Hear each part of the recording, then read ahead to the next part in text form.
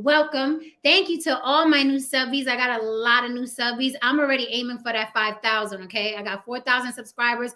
I'm already envisioning the 5,000. I'm already there. Okay, we'll celebrate that as well. So let's get a little business out the way. I am on the block with Jen on all social media platforms, TikTok, Instagram, and Facebook. If you want to reach out to me, on the block with Jen at Gmail. That is where you throw in your suggestions. That's my suggestion box, your topics, your interviews. Some of you contact me to do an interview. I missed an interview today. Unfortunately, I got tied up. But that is where you contact me for interviews, business, collaborations and what have you, on the block with Jen. If you want to throw a topic in there that you think I may have missed, because I scroll the internet, but I don't catch all the stories. There's a story you want me to dissect, by all means, throw it in there. And I think it's a good choice for myself and my panel and my chat and my viewers. I will pick your topic out of the mess I get in there. Now, I don't think you're just going to throw something in there and I'm going to pick it. It has to be interesting. And I feel like, I would have to feel like I can add something to it, or my panel can add something to it. So I don't pick them all. There's a lot that goes in there. So, maybe you'll be the lucky one, or you can hit me on some business on the blog with Jen at Gmail. If you want to support the show tonight, please, by all means, open up your wallet, help mama keep the church lights on, hit me with a cash app on the block with Jen, buy me a smoothie for this entertainment, or send me a super chat. It's the little $sign on the bottom right, okay? If you want your comment to be up on the screen and you want myself or my panel to dissect it and see you, do it with a super chat. We hear better when it's attached to a super chat. So welcome, guys. I'm so happy you're here. Freaky Friday is going to be sexy tonight. I did do some research. I like doing research on Freaky Fridays, and I found some things out. You dirty, freaky, secretive, fantasizing people, okay? I found some things out about you, and I'm going to read them for you. We're going to discuss it, okay? But yes, the question tonight is, you're going to learn some things tonight about your partner, as you do on every Freaky Friday. The topic for tonight is, before I bring my peoples up, does your partner fantasize about other people? Does your partner fantasize about other people? And guess what? You're someone's partner too. Have you fantasized while doing the freaky deaky about someone else or something else, right? We're going to find out tonight, because I did do my research. All you heathens, you little freaky fracks.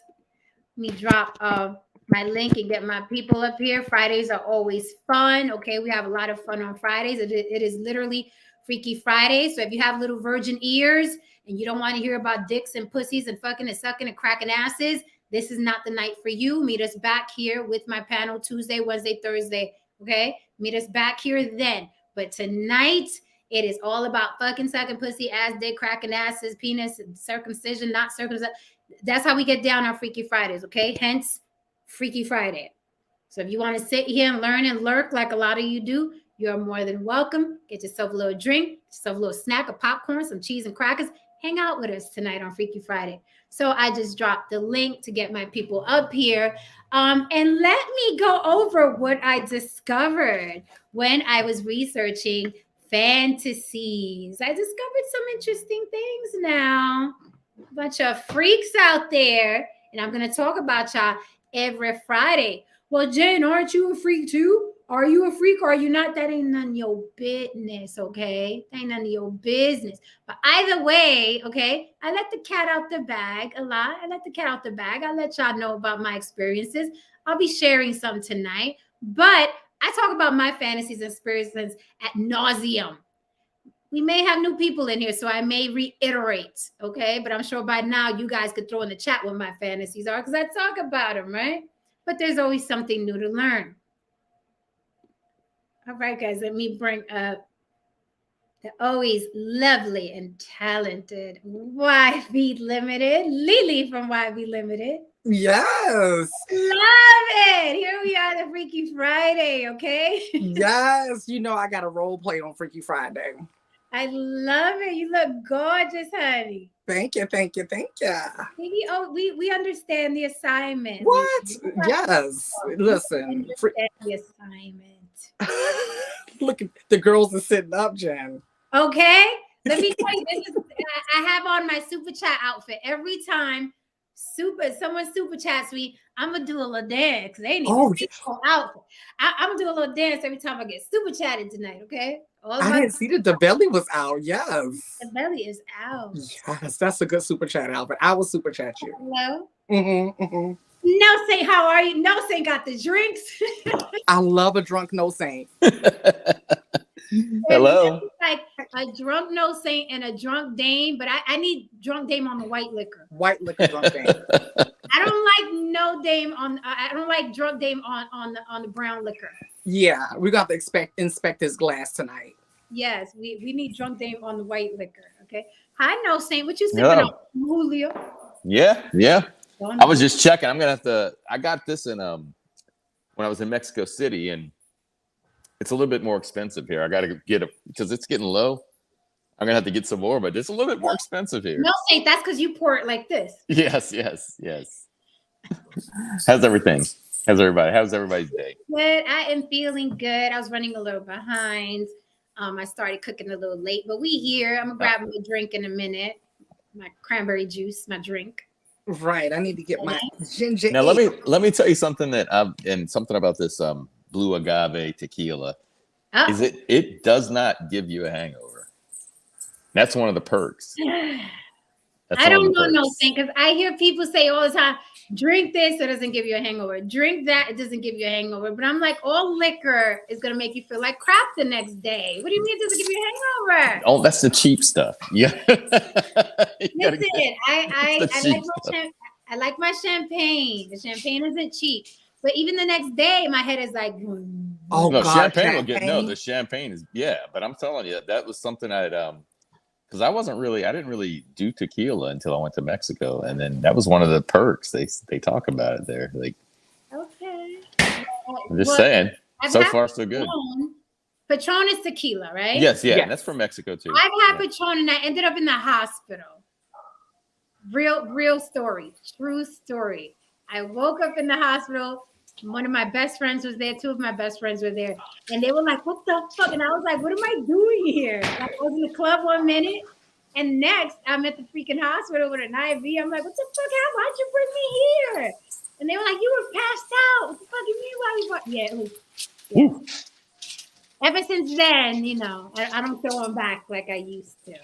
Used to be a little wild, Thankfully, nothing bad happened. Okay. Yes, she does, honey. Khalifa, the plant-based lifestyle and wellness goddess, says you look beautiful, Lily. That is one of my sisters. Well, hello, sister. Welcome to On the Block with Jen. Ulrich, how are you, darling? He says, "Yup, bunch of men with other women thinking about you, Jen. It's crazy." Well, let me say this. It was so funny today, Lily and No Saint, that someone shared my video, right? And I told you, haters now are your marketing team. So I didn't even look at them in a bad way. But he literally shared my video onto his channel so his following could see it. But he disagreed with everything I said. So I was like, thank you for sharing. Thanks. That's pretty dope. Yeah. I think I told you about the time I looked you up because I was trying to find the show to send it to somebody, and all your haters videos about you came up. I was like, we love them. Yes, we do. I mean, they're by far, hands down, the best marketing team you can have. If you they are awesome. Hating you and using your picture for stuff, you're doing it wrong, especially on YouTube. So like I say, I appreciate everybody. Yes. Everybody. And the only issue I have with people, what's up, Code Red? The only issue, my one and only issue is don't be a nuisance. That's it. Yeah. That's literally it. Don't tag me in comments over and over and over and over again. Cause I'm like, okay, now I gotta block you. But I don't even block you for being disrespectful. Don't be a nuisance. I don't like a nuisance of any kind. I don't care who it is, man, woman, child. I don't like my ankles being nipped at over and over and over again. But you can be disrespectful and hate and share my videos and what have you. I welcome that, right? I welcome that. I think you and I have the same type of rules, and my other rule is don't start harassing people in my comments, because I don't know what they're going through. Right. And you know what I'm saying? And they could be sensitive to something, and because I had to learned that because when I first got on TikTok, I kind of blew up fast, and blowing up fast is not the best because you end up with people who really haven't followed your journey, so they could care less about you. Right. You know, so that was the like first place I got a ton of negative stuff or whatever, and I was like, okay, whatever, thanks for feeding the algorithm for me. I really appreciate you. But then when they would start coming in at other people, I'm like, yeah, I got to be careful because I don't know what this person is struggling with. So we have the same rules, and it's so funny because this person, when they shared my video, they had mentioned like a lot of my content. I was like, so you're an avid watcher. Like I can't even consider you a hater. You're like a fan, which is fine. Yeah. I think there's different types of fans, but they all fall under fans, right? Yes. Like I'm not a fan of certain people. Like let's say the Kardashians. I don't fancy them. When I've watched their show before, I'm like, these girls aren't really saying anything. You can tell that even the drama is contrived. It's kind of empty. When I watch housewives shows, at least it had more meat on it. But then even that got tiresome, right? Because it was the same meat over and over again. It's like meatloaf again. Right. So I even got tired of that. But there are different types of fans. But if I don't fancy you in any way, shape, or form, and you're not entertainment to me in any way, shape, but I'm not watching you, and I'm not watching you to talk shit about you either. Like I'm not watching you at all. At all. Like Nothing. at all. Yeah, I mean, like you're not even going to be a thought or afterthought or anything.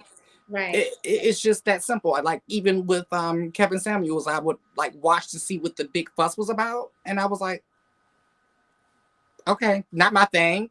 Right. But I'm like, okay, I don't hate you. It's not interesting to me. Right. No, that's nothing for me. Same with Derek Jackson. And we all allowed to like what we want to like. Exactly. And not like it. But I'm like, it's just the quote unquote hater, I think they're looked at it in a bad way. It's just a different type of fan. Still a fan, but just a different type of fan. They're the type of fan that want to dissect everything you do and say and want to bash you, but it's still a fan because they're still watching. They're giving you their time. Yeah, absolutely. So to me, that's a fan. We love them. I appreciate all of you. Yeah. What's up, Iso? It's so funny. It's so funny. People still text me about previous Freaky Friday episodes. Woo, our Freaky Fridays, and I'm gonna keep it coming. I'm gonna keep the Freaky Fridays hot. I promise you. I'm gonna keep. I love it.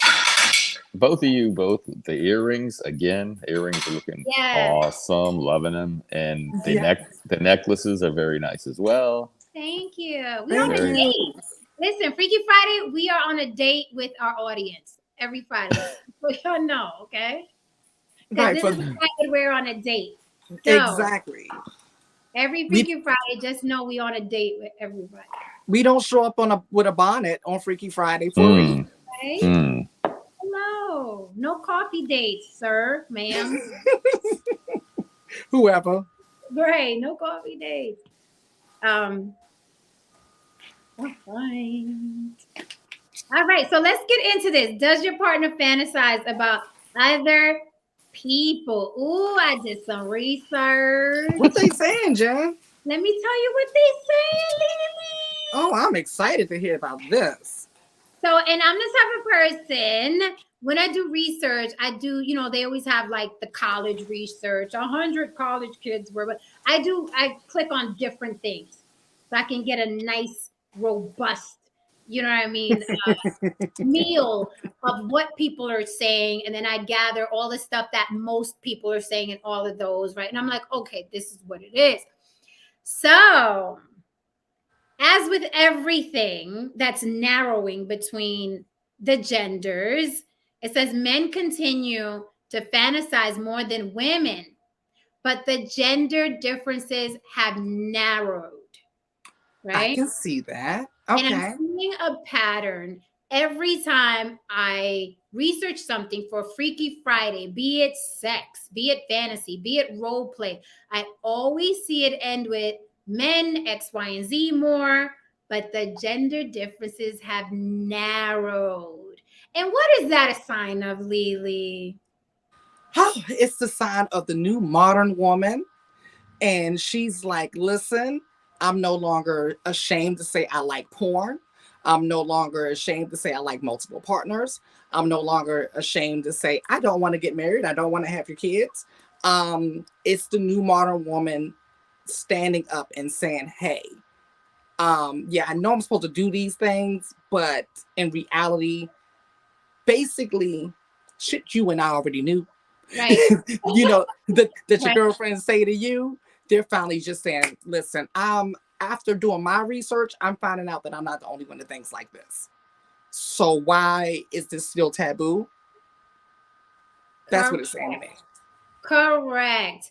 And I love that you said what you and I already knew, because I've always told my male friends, listen, if you were a fly on the wall, you think the locker room is bad? You guys think the locker room is bad, where there's a bunch of guys there talking about ass? You think the locker room is bad? Sit around with 5 women who've had a couple mimosas. Okay? Be a fly in the little cup at a table with 5 women who've had a couple of mimosas. Baby. You guys would blush and hug your nuts. You guys would blush, because we are vulgar. We're graphic. Okay. We do the BDR and GDR. BDR, bad dick report. GDR, good dick report. And we are graphic. We're talking about oral and anal, and what he looked like, and what his nutsack looked like, and what he smelled like. Did he manscape or didn't manscape? Oh, we go there. Oh, yeah. We go there, okay? We talk about when you're on top of us, did your belly hang over and we couldn't see your penis? It gets graphic. It gets graphic. It gets graphic. So I think now women are just like, you know what? I'm going to say this beyond the brunch table. I'm just going to say how I feel now. I'm going to say how I feel, because I notice a lot of the research I'm doing, there's an echoing, but the gender differences are narrowing for different subjects. So fellas, keep trying to tell you, women like sex just as much as you do. Oh, yes. Oh, yes. Okay. So before I continue my research, no Saint, you got anything to say yet? Or you the little fly in the cup right now? Well, yeah, I mean, I was thinking that, this is all, I think, again, probably because of the access to things on your phone, the access to things on your computers, because I remember, like, and still to this day, you can find some of these places, that these houses and these naughty places, they sell the different toys and everything, but they're usually like in the middle of nowhere, like back behind the airport, right? And so growing up, you felt like, well, if I do this, I must be something's wrong with me, because nobody, like you're a pervert and all that kind of stuff. And women, I don't know if women used to play that up, because that's what we always assumed, was that women weren't like that, because they always tell you, you're sick or something's wrong or you're gross. I don't know, but it's really, and maybe that's in different places. I don't know about New York as far as how it was there, as far as the culture there being maybe more honest about it. I just know, like, down here, it always seemed like, that wasn't something that women were really into. And we're talking like porn and things like that, Well, I say this, right? I think a huge factor is we're not raised that way. We're conditioned to think, and not all, some, but women are raised to think that things are icky, right? That you're not supposed to do this, that you're not supposed to do that, because only those dirty women like that stuff. And we grow up hearing that. So when we do hear a guy talk about it, or even a woman talk about it, we're like, oh my God, right? Like, I remember when I was in junior high school and the girls were already having sex, and they would come tell us those stories after we were done, you know what I mean? And they were telling us those stories. And me and the other little girls, he's like, ew, that's so gross. Like, he said, like, he had this white stuff all running down her. It was so like it, right?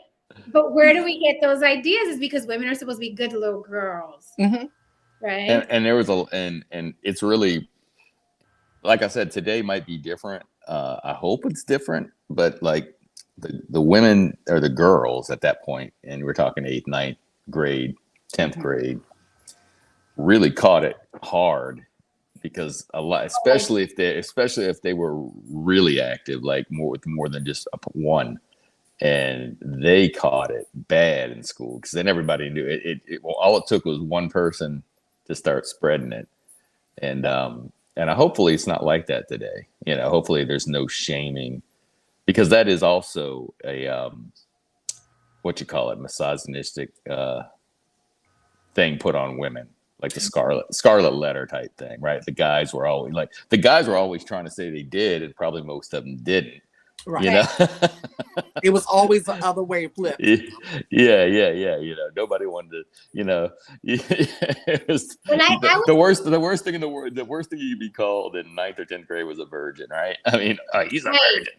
Or a guy. Yeah. I think that women partake. I notice when they feel competitive over the guy. Then it's like if they hear she was with such and such, then it's like, oh, she's this and she's that. They don't care about the guy. They don't care. But I notice that's when women tend to get catty, because yes, I can admit women are catty. I feel like now women, well, before, women didn't have the license to explore. So they were trying to preserve these virtuous ways that the real them probably would be open. And it wasn't until, I would say, the advent of social media where they started to see, like, hold up, you such and such tried what? Okay. Because when you hear it coming from another woman, especially if it's a woman that you respect, and that, you're like, oh, I didn't think that you would. Okay, well, maybe I'm being approved, And I think that's what's happened over the years dealing with social media, is that people now give themselves a license to even explore, to even say, I'm thinking about doing this. And I want to just add before Jen goes on to what we're going on to, is that, there's good and bad to every technology, obviously. But I will say that like as far as like what the access to all these different sites, I'm trying to keep it clean here. Got people in here. I know. No, I don't know who's got their headphones in this room. As far as my kids. But that is the fact that, if you had a kink, and before you thought, sometimes you just think, oh God, I'm just a weirdo or something. You know what I mean? It's like, but now you see, like, oh, like I thought, I thought this was just me, but there's a lot of people must like this because there's a video or there's several videos about it. It's like, okay, it's that whole, you don't feel alone anymore in your kinks, I guess, if you could say.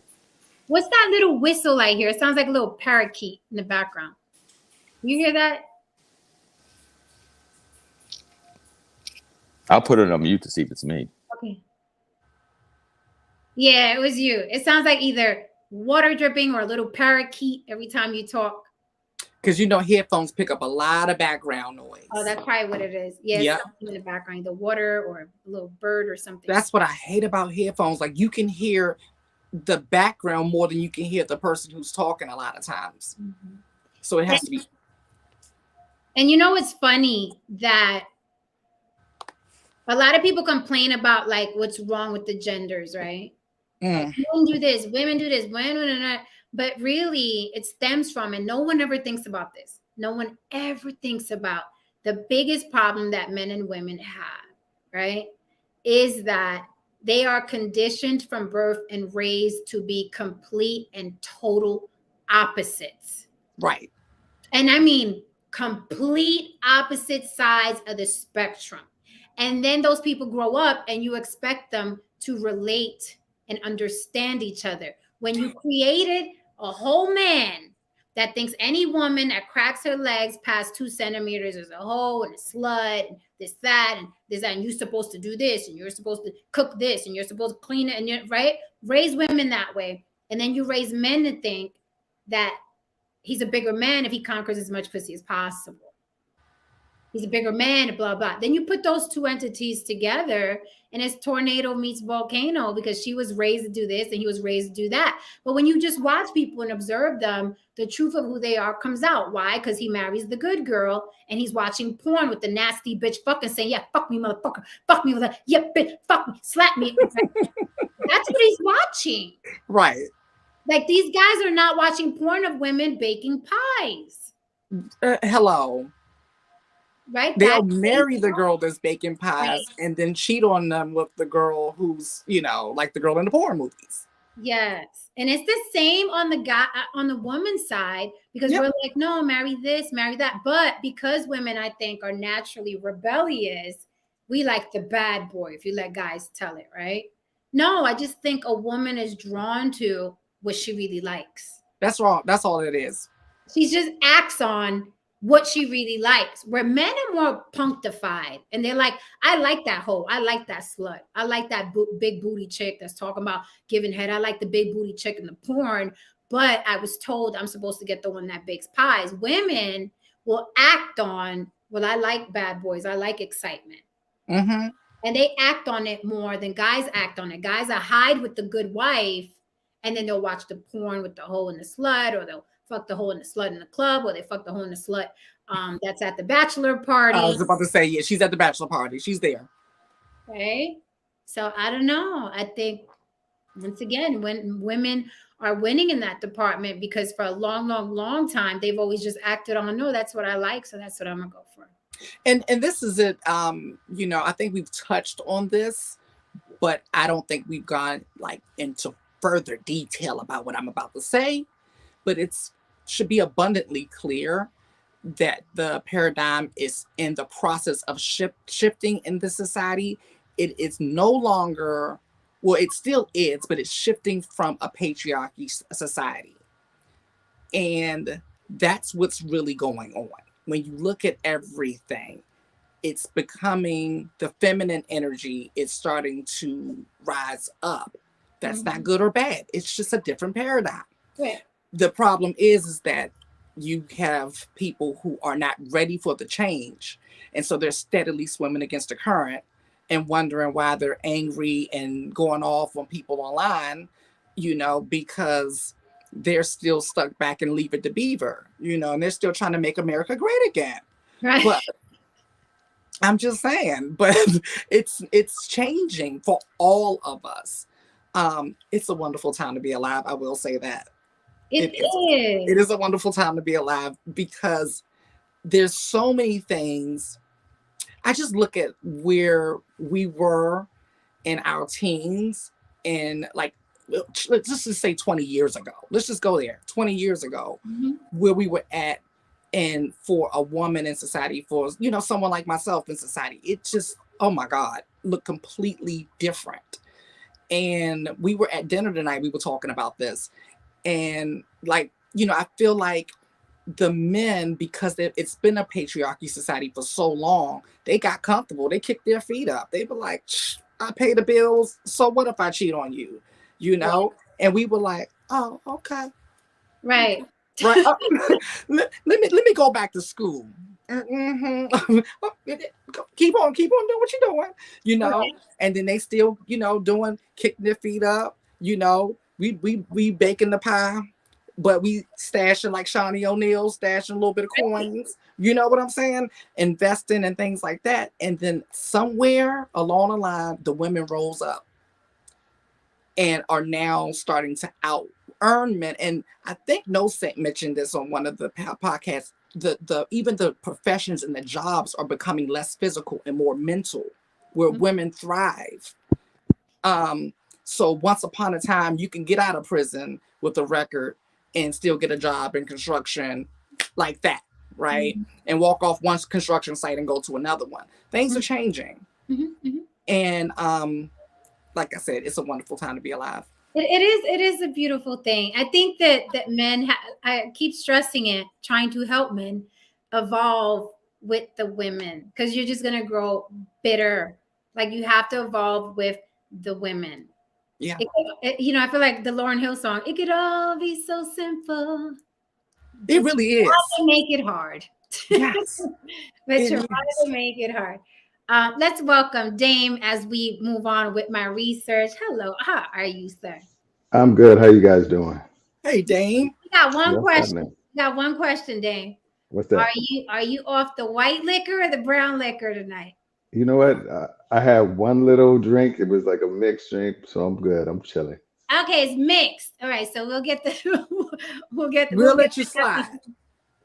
I could go get another one. Dark liquor. light Hold liquor. on. Hold on one second. Oh, Okay, thank you, damn. Dame. We love drunk dark liquor, Dame. Oh, dang. So I do want to say this. D Dog, I see you backstage. Unfortunately, darling, we only do faces on the block. You got to pull up with your face, okay? Because we like faces on the block. It makes for a more interesting conversation. So I see you back there, but you got to show your face. So while we wait on Damien, let's talk about what women fantasize about more and what men fantasize about more. Yeah. So it Does the says, research say anything? yes, it does. It says women fantasize more, and I'm gonna vouch for a couple of these, and I'll yay or nay them, you know what I mean, because we all have our own experiences. It says women fantasize more about being desired. Okay. While men fantasize more about their exes. Well, this is tea. This is tea. Tea. This is tea. It's tea. And like I said, I checked more than one resource, and I kept seeing men fantasize more about their exes than women do, but I have a reason why, and it made perfect sense when I read it. Perfect sense.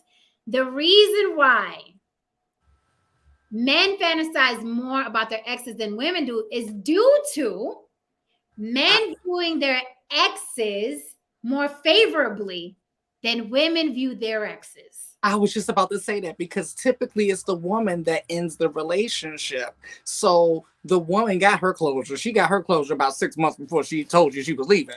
So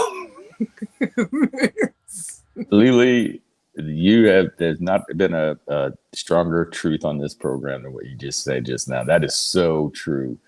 And I mentioned that the other night, and Jen was like, the knives come out, but like I'm friendly with some of my most serious relationships in the past. It's not like I'm on the phone with them, but once in a while, hey, how you doing? Hey, how, at this point, how are the kids? Type thing. But it's so true. Like, at least in my experience, yeah, you're right. Like women normally will, especially when they end a relationship, they get that closure. Where men, at least in my experience, it's always been a lot more difficult. So I'll say this.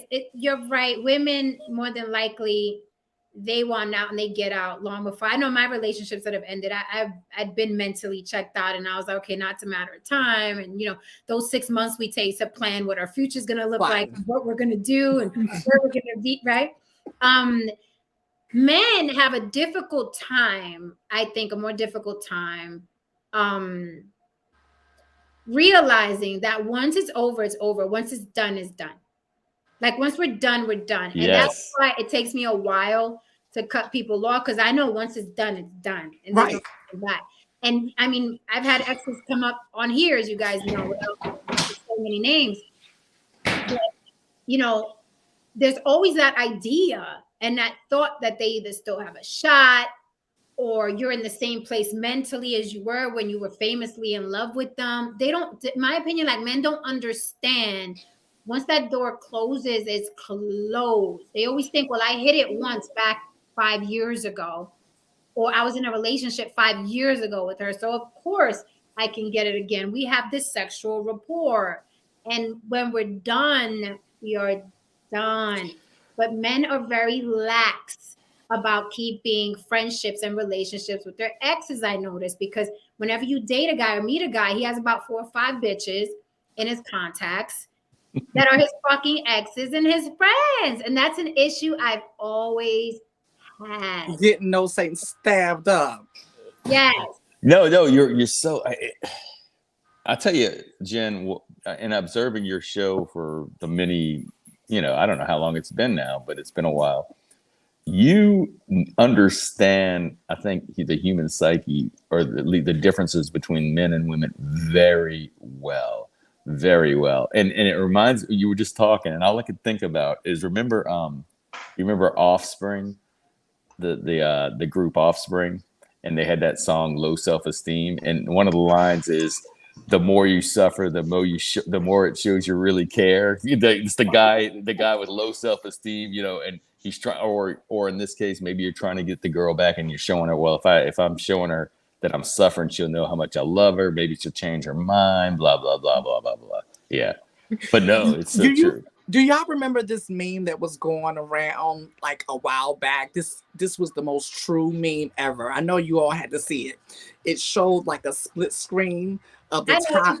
You know what I'm about to say? Of like when men and women break up.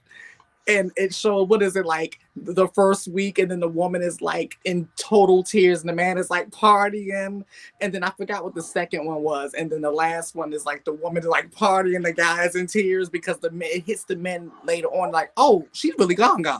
Yeah. I think what guys don't understand, like what Jen says, she closed out 6 months ago, right? So if she is gone, or any woman, I'm saying she, but any woman, they checked out 6 months, but the guy hasn't. The guy thinks everything's going good or whatever, and all of a sudden, boom, it's brand new to him. And then suddenly you see 2 weeks later, she's out, with another guy, and you're like, oh, she didn't care about me at all. She didn't. It's hard for a guy to actually comprehend. Like, that was really fast. So did she really care? It really messes with the guy's psyche, I'm really glad does. you brought that up. Yeah.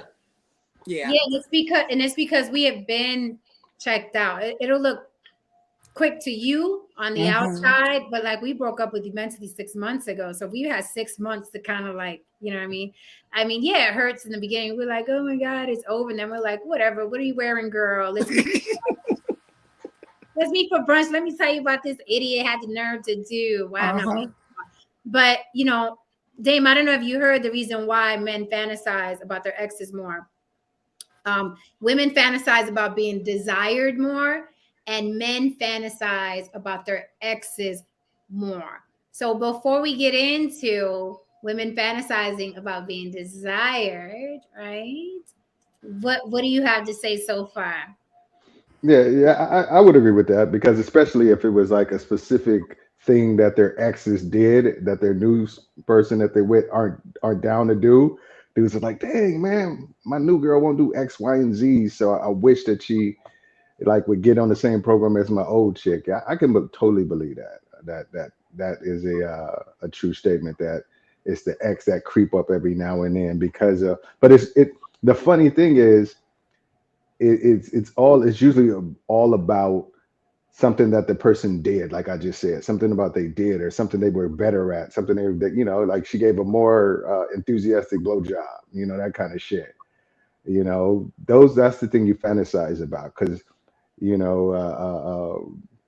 and yeah, that's the things we fantasize about. Okay. You say it like that? Huh? No, there's somebody backstage, but I'm like, how are you, sir? Hello. Hi, you look like you're in the witness protection program. No, this is all referred. This is all about soul ties at the end of the day. Is it? Yes, because you can think about someone from years ago, and it could be 15, 20 years ago, and you're going to have some kind of connection with them.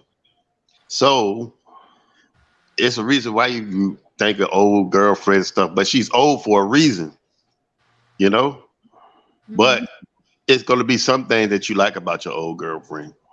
See, when you get to a new relationship, you're dealing with a new person, and she might do some other things that remind you of your old girl. So it's like it, you know, you got to take the good with the bad, you know. So you got to leave that, the past alone. The past is the past. Okay, so yeah, people even though they leave the past alone, people do fantasize like about their exes during sex and what have you. I do want to talk about the flip side of it, where women fantasize about being desired, men fantasize about their exes more, which is, I mean, you guys are so. Well, the reason why that we never get over our lust, even if we can't get it up no more, it's gonna be some fantasizing. I could be 90 years old and there'll be a new girl there, and he's like, wow. You know what I mean? It's just, I think we gonna have that to the day we leave this earth. You know, I was thinking about something.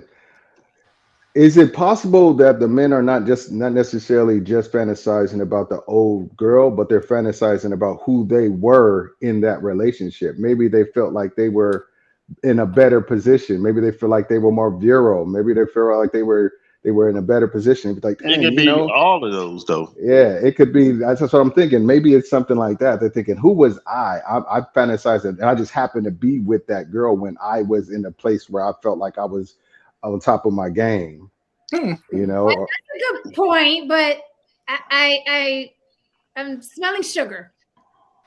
sugar daddy, You know, sugar daddy. Damien be coming in with this sugar Dan. That's what he got going. Damien be like, 5 minutes ago, he was like, well, shit, maybe she just gave more spontaneous head. But this doesn't have to be about sex though. It's layered, yeah. It's layered. You know what? I mean, I could get with I miss my old girlfriend's cooking sometimes. Then you get with a girl that only cook about 3 meals, you be like, man. Okay, but do you sit back and beat off to the chicken she made? Right. You're not thinking Hell about yeah. I wish I like, damn, after I get a good daggone meal, man, I'm ready to go. Okay, so we're talking about like fantasizing sexual. That is a fantasy. I want my girl up there cooking. Okay, all right. No, I want her to eat these damn fries. Okay, so moving on, women fantasize more about being desired. That is a big one, fellas. A big one. Women fantasize about being desired. You guys always hear me talk about 50 Shades of Grey, right? That man desired her. Women love that movie. They love that movie. her boss. Right? But like they love that movie. And he very much showed that he wanted her. He went all out of his way. He even compromised. It was all about her, right? So put the fellas in a little hot seat. What's up, creating anarchy? Y'all should come up. She needs to come up. China been bullshitting. She said she was coming up this week. She did say she was coming up this week. China, you said you was coming up this week. We're gonna hold you to it. There you go. Yeah. I know Berger's birthday was on Tuesday, so she in Puerto Rico, but I know you around. Woo, nice. The motherland, the second motherland. I dropped the link. We'd love to see you. Okay, so, and you guys know, I think 50 Shades of Grey is at the $1 billion mark now. Women love this. They bought all 3 books. It was a series of 3 books. Women were really into this Christian Grey. So, you know, I think a smart man will be like, let's see what this Christian Grey is about, right? Because it's not like 2 or 3 women liked it. Women took it up to the $1 billion mark. They bought the books. They saw all the movies. I think it was 3 movies. Women are really into this, right? Women fantasize about being desired. So putting the guys in a little hot seat, how do you make your woman feel desired other than getting a hard on? Don't know. It depends. Oh, he just checked out. Snow Saint said, "Forget this. I'm not." It depends on the woman, because some women think it's too much of that is going to make you look weak. But then again, it's a timing thing too. Yeah, it's a time for that, and it's a time for, back it off. Yeah. So you can't just say, "Hey, well." So let me ask again. How do you make women feel desired. Let me jump in there. When you're with a woman who wants to feel like she's desired, it's the right time. The moon is out just right. Everything is right. She's well oiled. How do you make her feel desired? I'm not talking about women with deficiencies and something. Until the director says cut.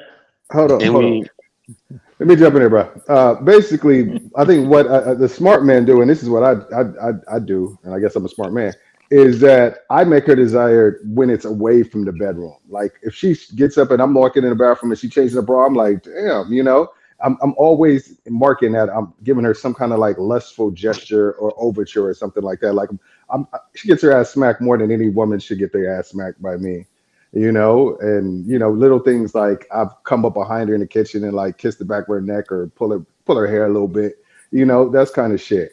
You know, just little shit to keep it like you are a bad bitch and I want you. Just like if they have it in their mind that this man could devour you at any second, they're gonna feel desire. They're gonna feel like this person has genuine, true desire for me.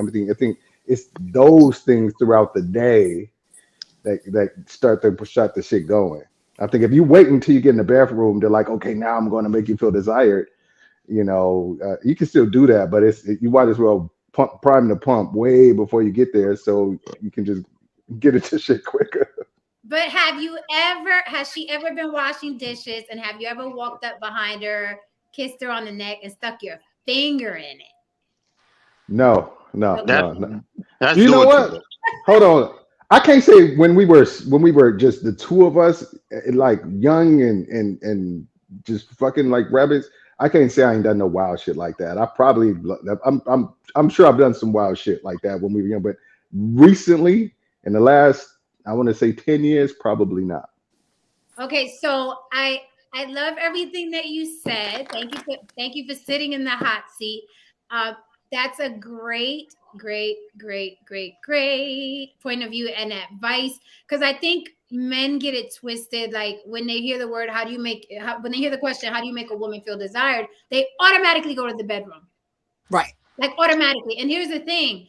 If I'm in bed with you and you have a hard on, 9 times out of 10, you desire me, right? But outside of the bedroom, how do you make a woman feel desired? Because that's where, you know, the magic really happens prior to the act, right? And making a woman feel beautiful all the time and desired and hot and sexy goes a long way. And then when you do get to the bedroom, she's well oiled and anything goes. Anything right goes. You already feel her there mentally. She feels desired. She feels beautiful. And women open up when they feel beautiful and desired by that particular man. Really quick. But you gotta do a lot of outside stuff way before that, and she'll just come over to you. She'll just climb on top of you. So I wanted to say really quick before I pass the mic that sometimes men they assume if their woman is attractive or even average, whatever, they assume that men are constantly trying to get at her because they know the nature of a man. They are men. And they continue, you know, men are constantly trying to go after women. And I think sometimes men get lazy and they're like, well, I don't tell you X, Y, and Z because you hear it all day.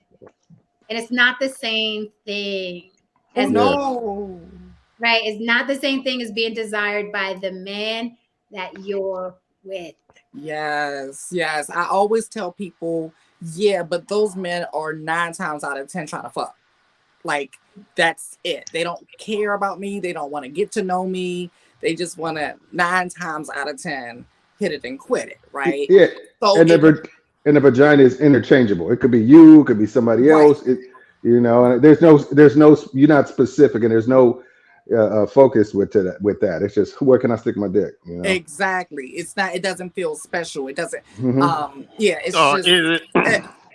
It doesn't feel special, you know. And for me, my love language is like you gotta give me. You gotta let me know I need that for my partner. You know, I'm very audio, and I have to be built up. Now, you know, I'm not gonna say I have to be, but it's best for all parties involved that I'm built up. So yeah, send me a text, you know, call me, and like, you know, when I get home, I'm gonna tear that up, you know, like give me all that. Because I don't want nobody texting you that. Come Yeah, on. you do. Yeah, you do. I want my man texting me that. Me Yeah, too. you do. So baby, man, y'all just wanted to go. It's not what people say, it's the one who you say it. You wish your man can speak like the people that's talking to you in the street. Right. I don't want it. Yeah, from that's what we said. Oh God.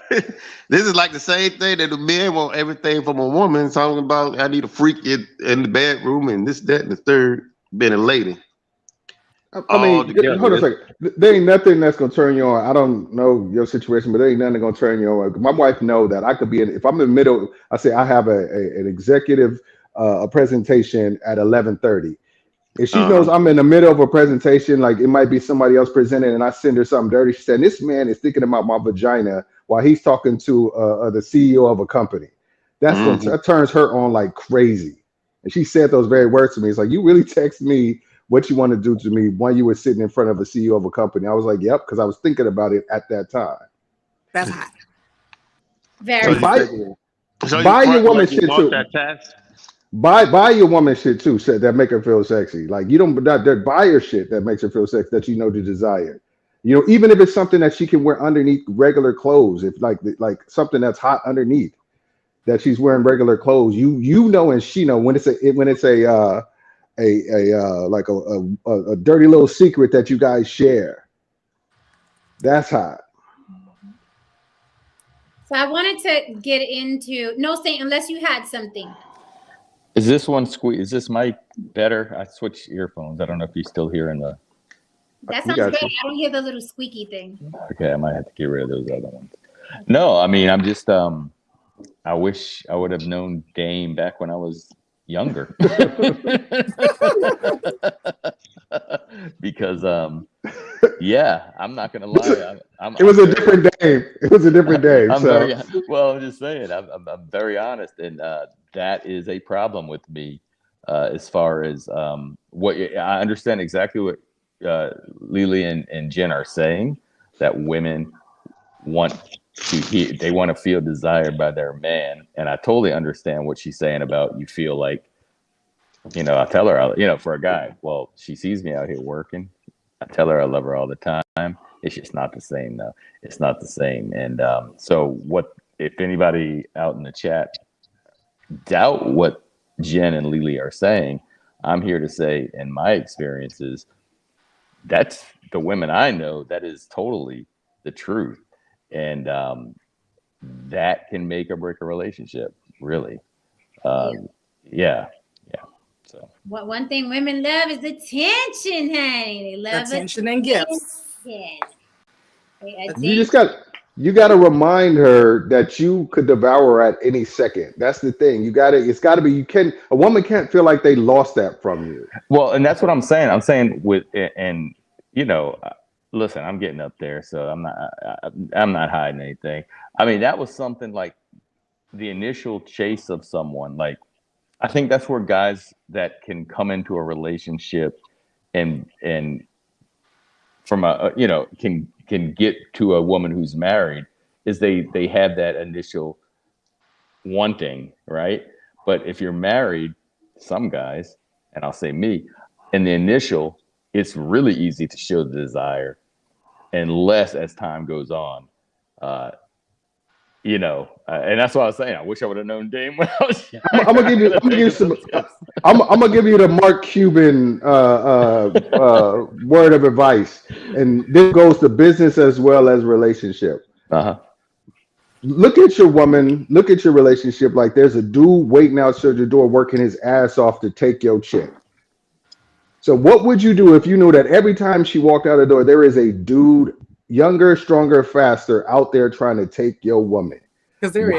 How would you proceed? And that's what I'd go out. I was like, my wife could go, and she was like, man, motherfuckers at the gas station, blah, blah. And I noticed. And I'm just like, I need to, but like I said, Trevante Rhodes could pull up to the gas pump and be in her ear.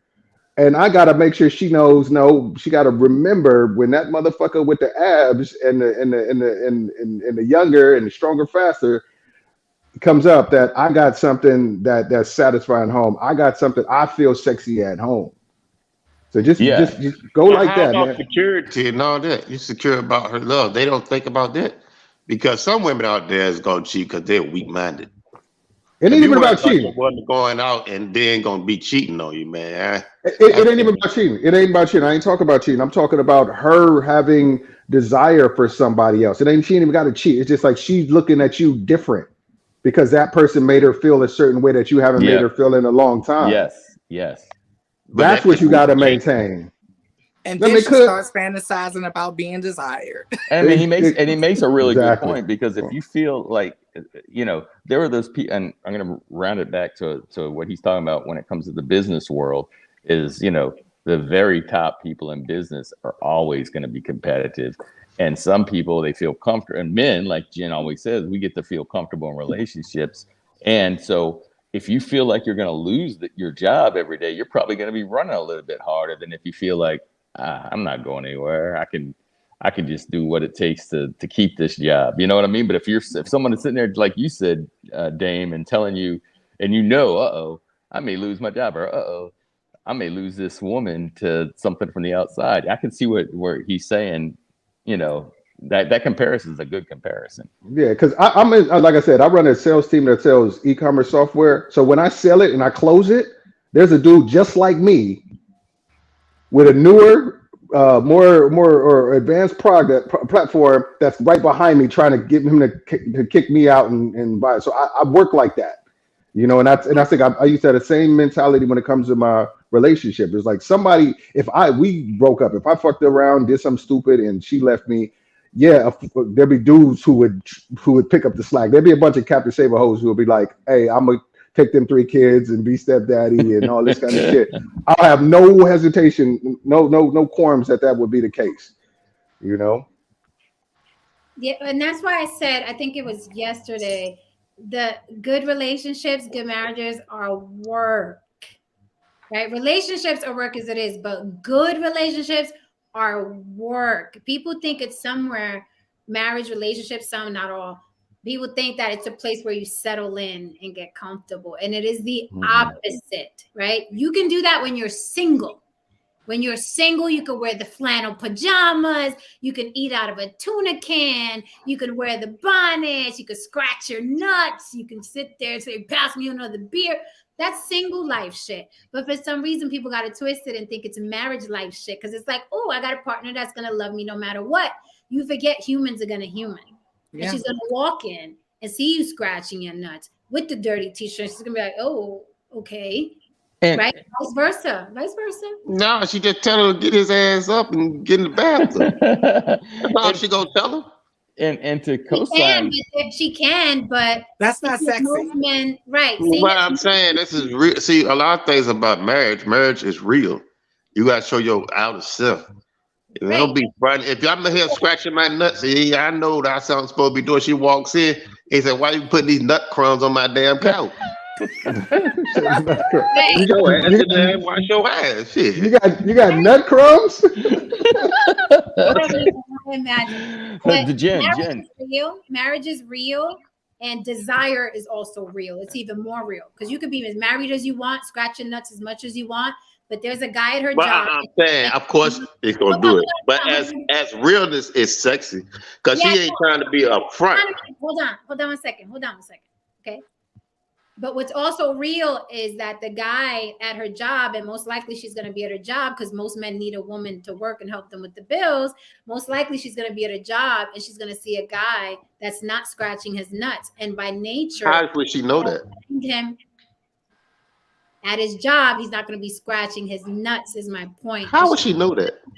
Everybody puts on the front at first. Hold on. Listening to me. You're not listening. Listen to what she said. Okay, you're not listening to me. He's not scratching his nuts there at the job. He's coming in fresh and clean every day. So it's going to be more attractive. What he does in his own private time doesn't matter to the image she's looking at versus what she looks at when she goes home. Of course, we're real and we got to deal with stuff in a relationship and it's not going to be all glamorous. I'm just saying if that's all you're offering at home, it's going to be very easy for her to be attracted to another guy. It doesn't matter that he scratches his nuts too at home. He's not doing it in front of he paid for his house, so he's going to be scratching his nut like that. You don't know what this guy do. He might do something worse. Are you married? Are you married? Hell no. You don't say. All right. So Jen, I just wanted to co-sign to what you're saying about what we were talking about yesterday. And that's the reason that you're saying it takes a special couple to get together and Right. stay together is because you're marrying with your own definition of what you think a marriage should be, what your own definition of what you think should, like my love language might not be the same as your love language.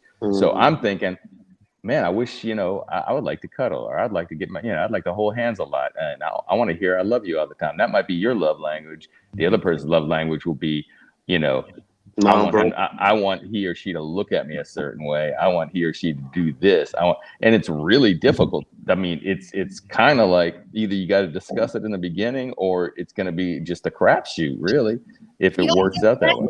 Let me say something. I wasn't married, but I lived with a woman. I know this is your first time on the block, I think. We don't talk over each other, okay? So let the person. I was just saying I lived with a woman, though. I did live with a woman. I know, but because I got you. Freaky Friday, right? We have fun on Freaky Friday.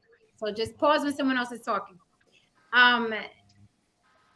So I wanted to address this right quick, right? Because this is the and I'm not picking on you, Rod. I appreciate your support. But this is the idea that most people have when they go into a marriage, right? Or a long-term relationship. We all got eyes, but at the end of the day, you keep your word or you don't.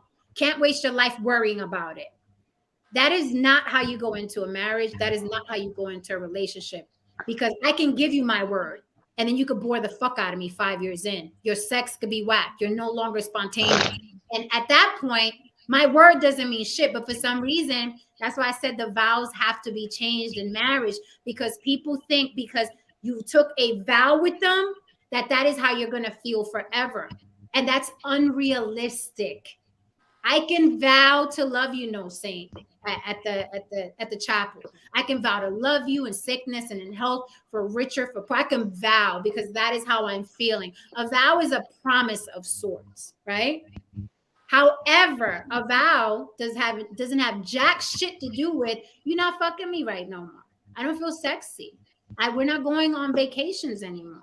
There's for so many fucking bills. Like the guy at my job shows me more attention. A vow, a promise will go right out the fucking window. But that is how most people go into marriages and relationships, hanging on to the nuts of that vow and that promise. And they're like, well, she vowed. So if you cheat, you cheat, you vow. No, the vows have to be faith without works is dead, right? You take that vow and then you have faith that nothing's going to happen. You forget about the works. You have to put the work in. It's not as simple. You took a promise, so whatever happens, happens. The fuck? You wouldn't go into your job like that. You wouldn't go get a job like that because you'd get fired. You would get fired. Hey, you hired me, so that means that you wanted me here. Now I can fuck off. I could take 2-hour lunch breaks. I don't have to come in. I don't have to stay extra. I don't have to stay after work. I don't have to come in early because you hired me. So the fact that you hired me means that you wanted me here. So I can do what I want now. No, that's not how any of this works. Right. It's like you threw me down a flight of stairs and slept with my sister. My God, don't do that. I'm breaking my promise. I mean, we're all learning. We're all learning, but I'm like, there's so many things that people think that are delusional. It's just delusional. Humans are gonna human. Humans are gonna human. They're gonna be tempted. They're gonna be turned on. They're gonna be turned off. Fuck a vow. Fuck a promise. And that's why I say vows have to be changed, because they have people under the impression that person vowed something and they're never gonna stray from that vow. It's words. Those are words. I promise to love you in sickness. From sickness and health to death do us part don't mean anything. Well, it means something to some people, because some people kill their spouses, so they take that shit literal. and people get divorced. So yeah, there's definitely as far as don't mean shit. Going through the storm and all this. See, a lot of women don't come in marriage think it's gonna be like it's happily ever after scene, like it's Cinderella, and they be grown women like this. They're not in no realistic state. Men do it too. We do it too. So I ain't gonna front. Men do it. Men do the same shit. We go in there thinking that it's gonna be one way when it's the other way. Yep, that's how humans are because we live. I mean, we get married off of fantasy. How about that? Let's talk yeah, about that. yeah. I was gonna say I agree with them though, in a sense that you know the romance movies really do, the princesses and all that kind of stuff really do prep and both of males and females, but you know I'm just speaking from the looking at the female. It does kind of, there's that whole, I mean, just everything, the wedding ring, the wedding, it's all geared towards women, because we talked about that the other day. I'd much rather have that money for a house or something else than a big wedding, but the wedding's usually for the female, and that's their fantasy.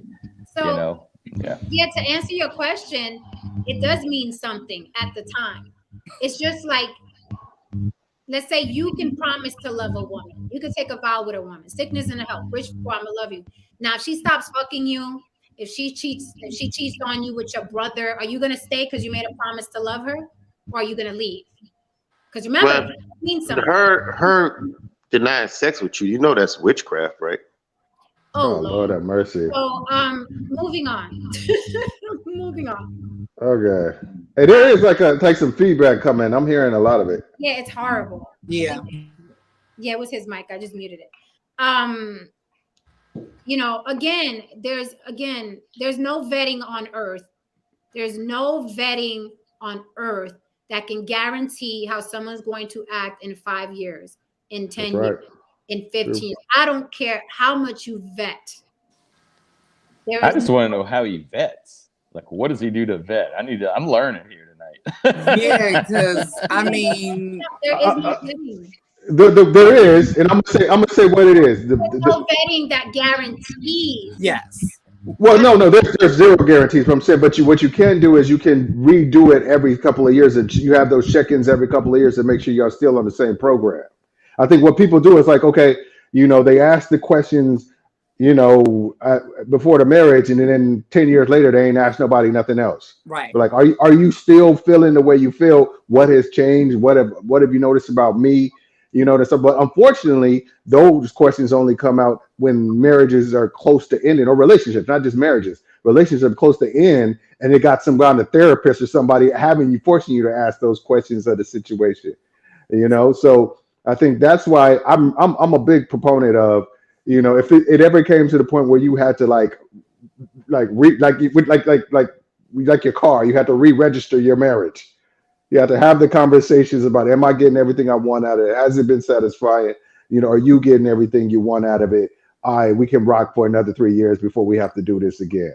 Right. You know, I think just those touch-ins, I think can save a lot of headache in the long run. And it's a beautiful thing to think that way, because you notice you made a great point towards the end, and everybody wants to talk about everything, and the word always comes up a lot. You notice that you always, but I do. But why the fuck you tell me the first 2 or 3 always? Right. Why you waited to the 100 always? Yeah. Every time we X, Y, and Z, you always. I didn't know I was always. And what's the percentage of because this is a very high percentage when couples, by the time they get to couples counseling, they're pretty much doomed. Like if there's a percentage that's like, I think it's like 80 or 90 or something. Like by the time once they hit that marriage counseling, it's pretty much a wrap. Yeah, no. Like my wife and I, we've gone through couples counseling and stuff, but it hasn't always been like, you know, rainbows and butterflies and shit like that. It was a time where we had to it was around the 7-year mark where we was like on some, what the fuck we gonna do? You know, we sitting in this shit, 2 kids deep. You know what is we gonna do? You know, and then what happens is like I said, we went to couples counseling and stuff like that, and we had to say, okay, we had to take a look at our relationship and decide whether or not we wanted to be together or something like that. So yeah, nothing ever goes perfect, nothing ever goes smooth. What I'm saying is just like, that's the recommitting to the relationship every couple of years, because you're getting what you need at it. We had to reevaluate who we were and decide if what we're getting is right for where we are now, or was it right for where we were 7 years ago. I love that. I'm all here for the renegotiation of the marital contract. That's a good way to put it. I like that. I think it's like they say like every 5 to 7 years, we're different. Yeah. Every 5 to 7 years, we've changed. And I look at my life and I'm like, damn, that couldn't be more true. So think about attaching another human to that constant change. And then if you have kids, I can only imagine. That's just literally coming from my imagination. Because this is the thing. Every time you add another human into your home, the dynamics shift. You can add a pet into your home and the dynamics are going to shift. Yeah. So, yeah, things like that whole till death do us part. Yeah, we got married at 20 and we, like, we got married at 30. What? We got married Seriously. at 40. You start to get fixated on the things you lost in the fire. Like, it's things that's like, okay, man, I remember when I could just get up, my boy called me and say, hey, we're gonna go to Vegas and we're gonna go to Miami or something like that, and I could just go. You get fixated on that shit, and then it becomes a problem. And then you realize that 20% becomes so important to you of what you've lost. Mm-hmm. And then, Mm-hmm. I think that's why men and women fuck up around that 7 year, because it's like the itch of either, they say if you make it past the 7 year, you good probably for another 10 years. But if you don't, or you're gonna break up. Yeah, it's serious business. I think people are delusional when they go into relationships and marriage, and they wondering why it's going to shit in 5 years. They are delusional. There's no vetting. There's no promise at the chapel that guarantees this other person is freaking indebted to you forever. That's not how human beings work. Like, you could be happily married 3 years in, and then some new girl or some new man gets hired at your job, and you're like, whoa, did I make a mistake with my marriage? Like, you just, things happen. Like, it's hard work. And that's why I'm gonna say something. if I was to get married, like, I wouldn't do those vows. I would not say those vows. I would change them. I want to say something to what China said here about a lot of people mess up because their love language, they love in their own love language instead of their partners. I'm gonna take that even further because that is so true.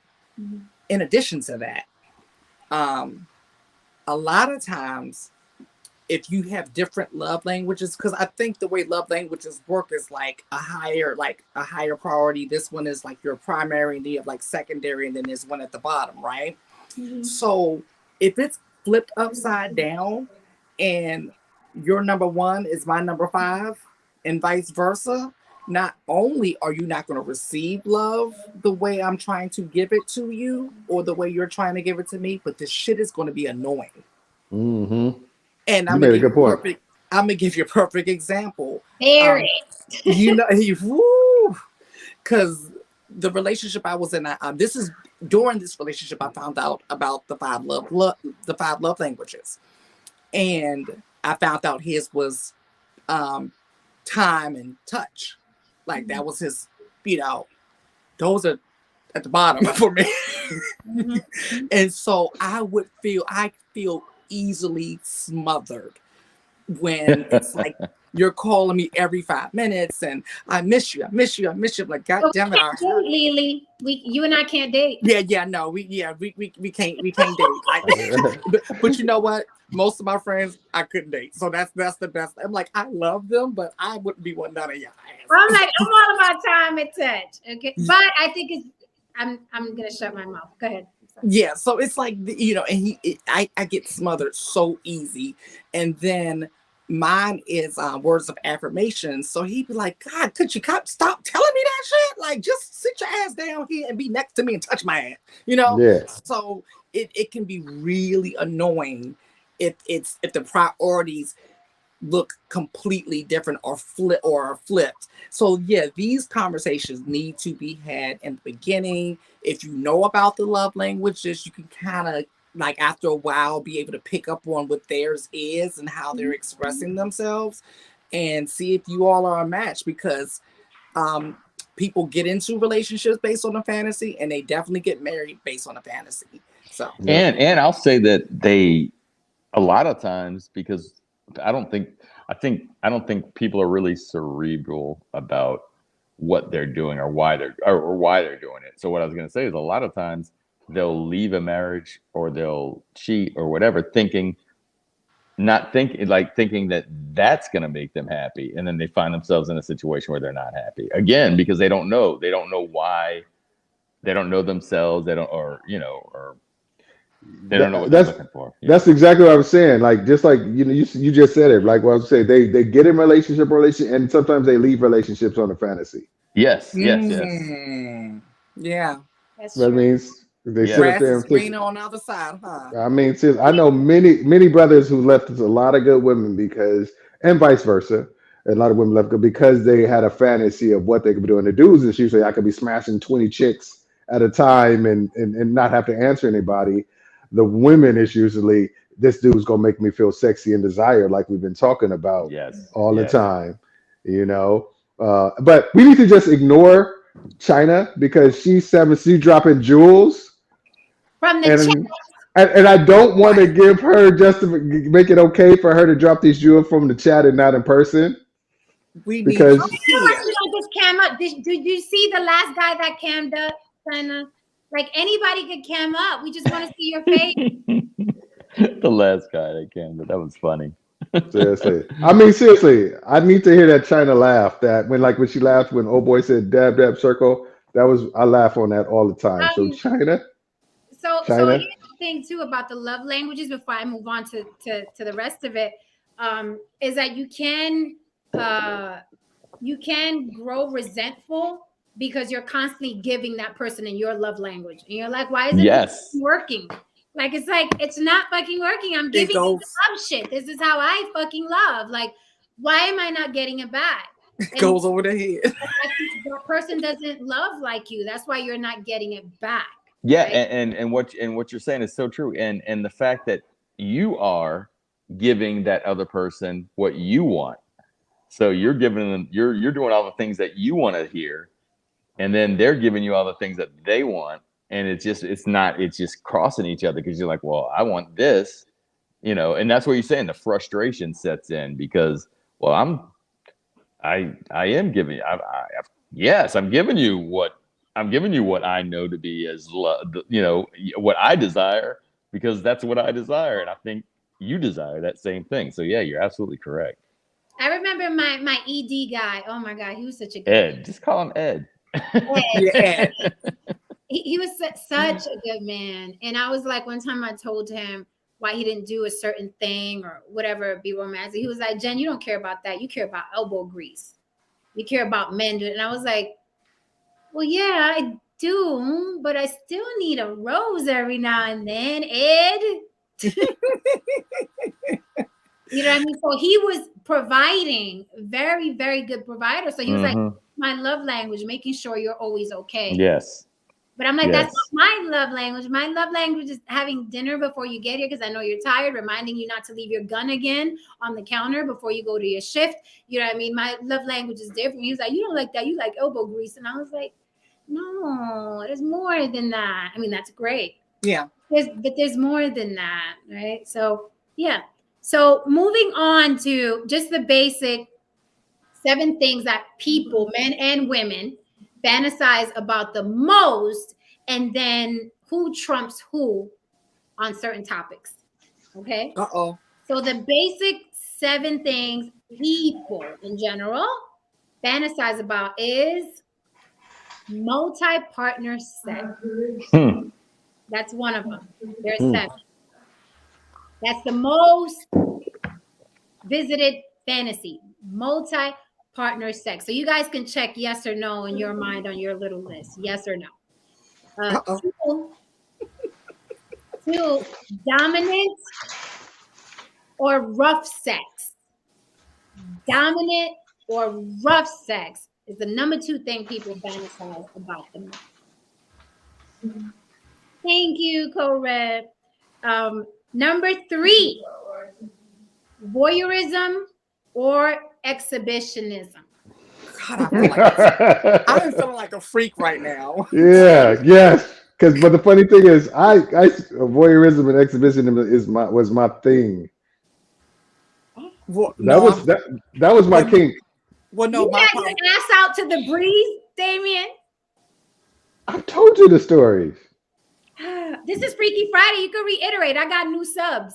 Ah, Okay, I told you the stories about like going to like the pleasure zone parties and doing shit in front of No, people and you're going in to the. San Francisco, right? That didn't you? That was in San Francisco. I lived in San Francisco. I was born in San Yeah, Francisco. man, I he's lived got in Oakland. access to all that kind of stuff in San Yeah, I Francisco. told you about Power Exchange, Pleasure Zone. I told you about like the What's the ball they have out there? There's some huge ball, some huge sexual ball out there that they do. That's crazy. it Like what they used to do the PZ Pleasure Zone used to do like all kinds of like New Year's Eve shit.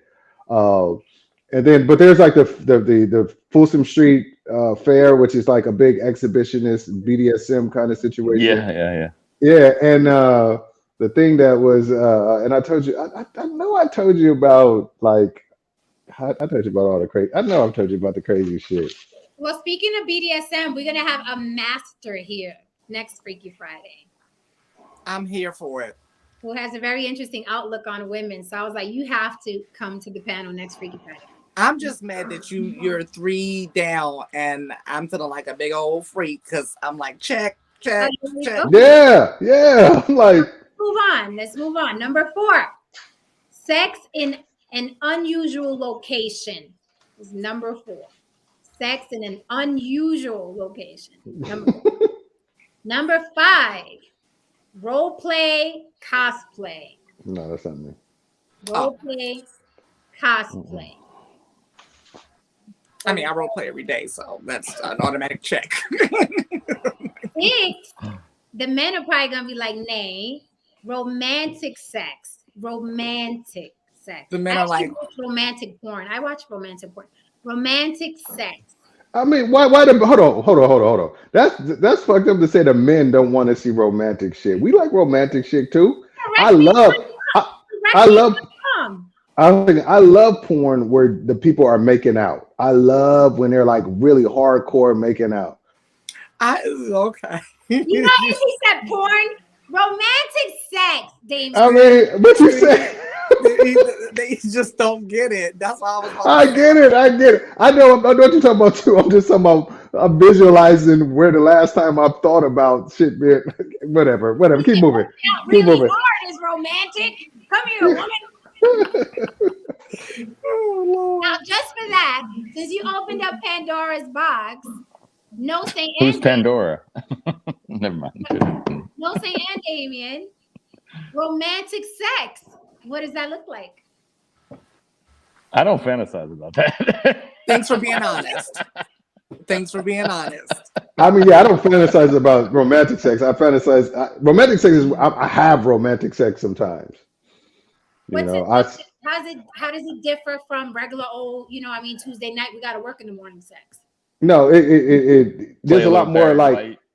There might be a music in the background. No, I'm just kidding. But mostly it's like more in looking at each other's eyes, kind of like, talking to each other, just like affirming what's going on and just, expressing, I love you, and, blah, blah, blah. And just kind of just like words of affirmation during the act, as opposed to like getting, because there's times you want to fight each other and be like, okay, motherfucker, I got you, but there's times you want to like look in the eyes and like, go slow and you want to feel every sensation, you don't want to brush it, you want to kind of take your time and like enjoy it as long as you can, Damien, that kind of shit. He's here with it, but romantic time, he's here with it.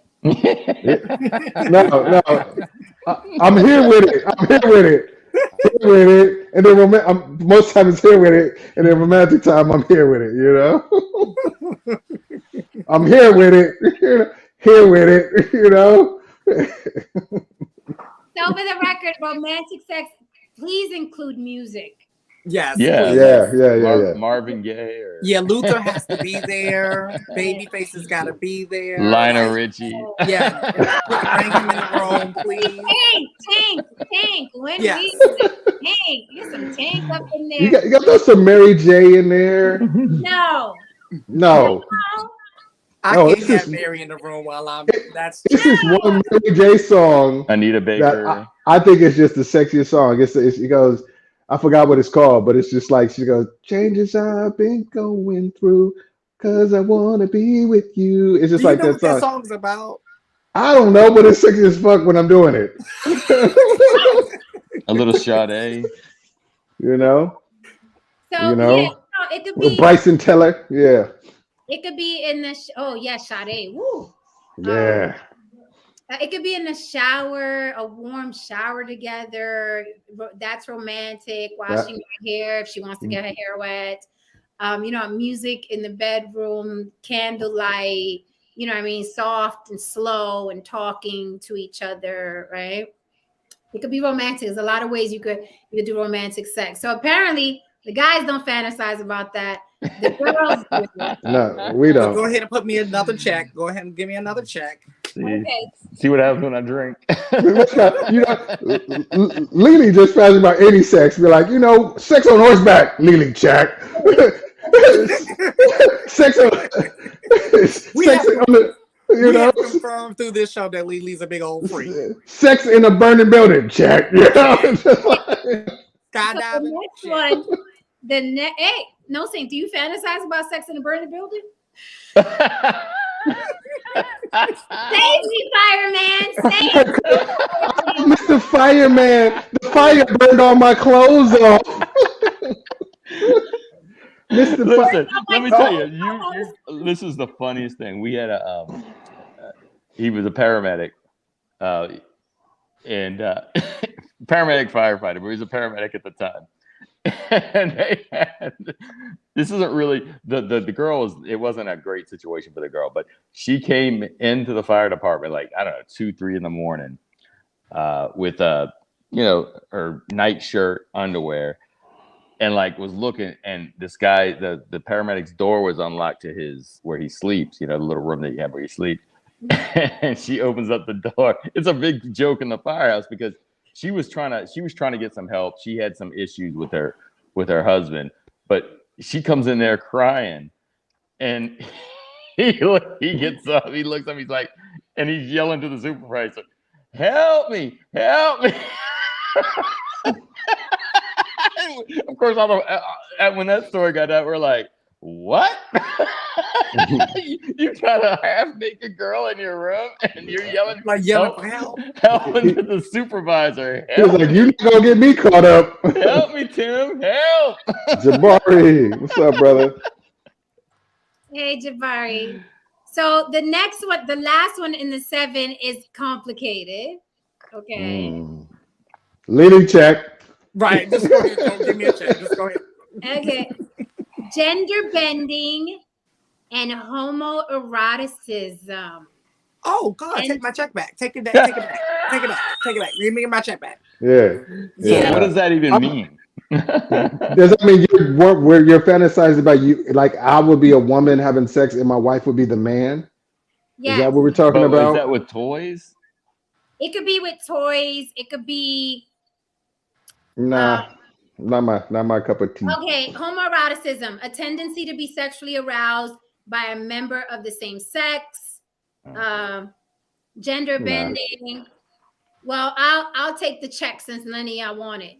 I'll take the check. Yeah, you can have my check that the next one. I'll take the check because in my little search bar on Pornhub is girl on girl massage.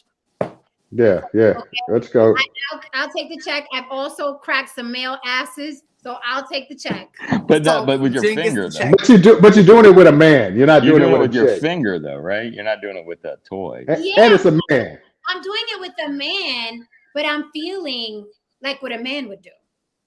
No, you wouldn't, because a man wouldn't do that. Stop that. A man wouldn't crack a girl's ass and stick his finger in her ass.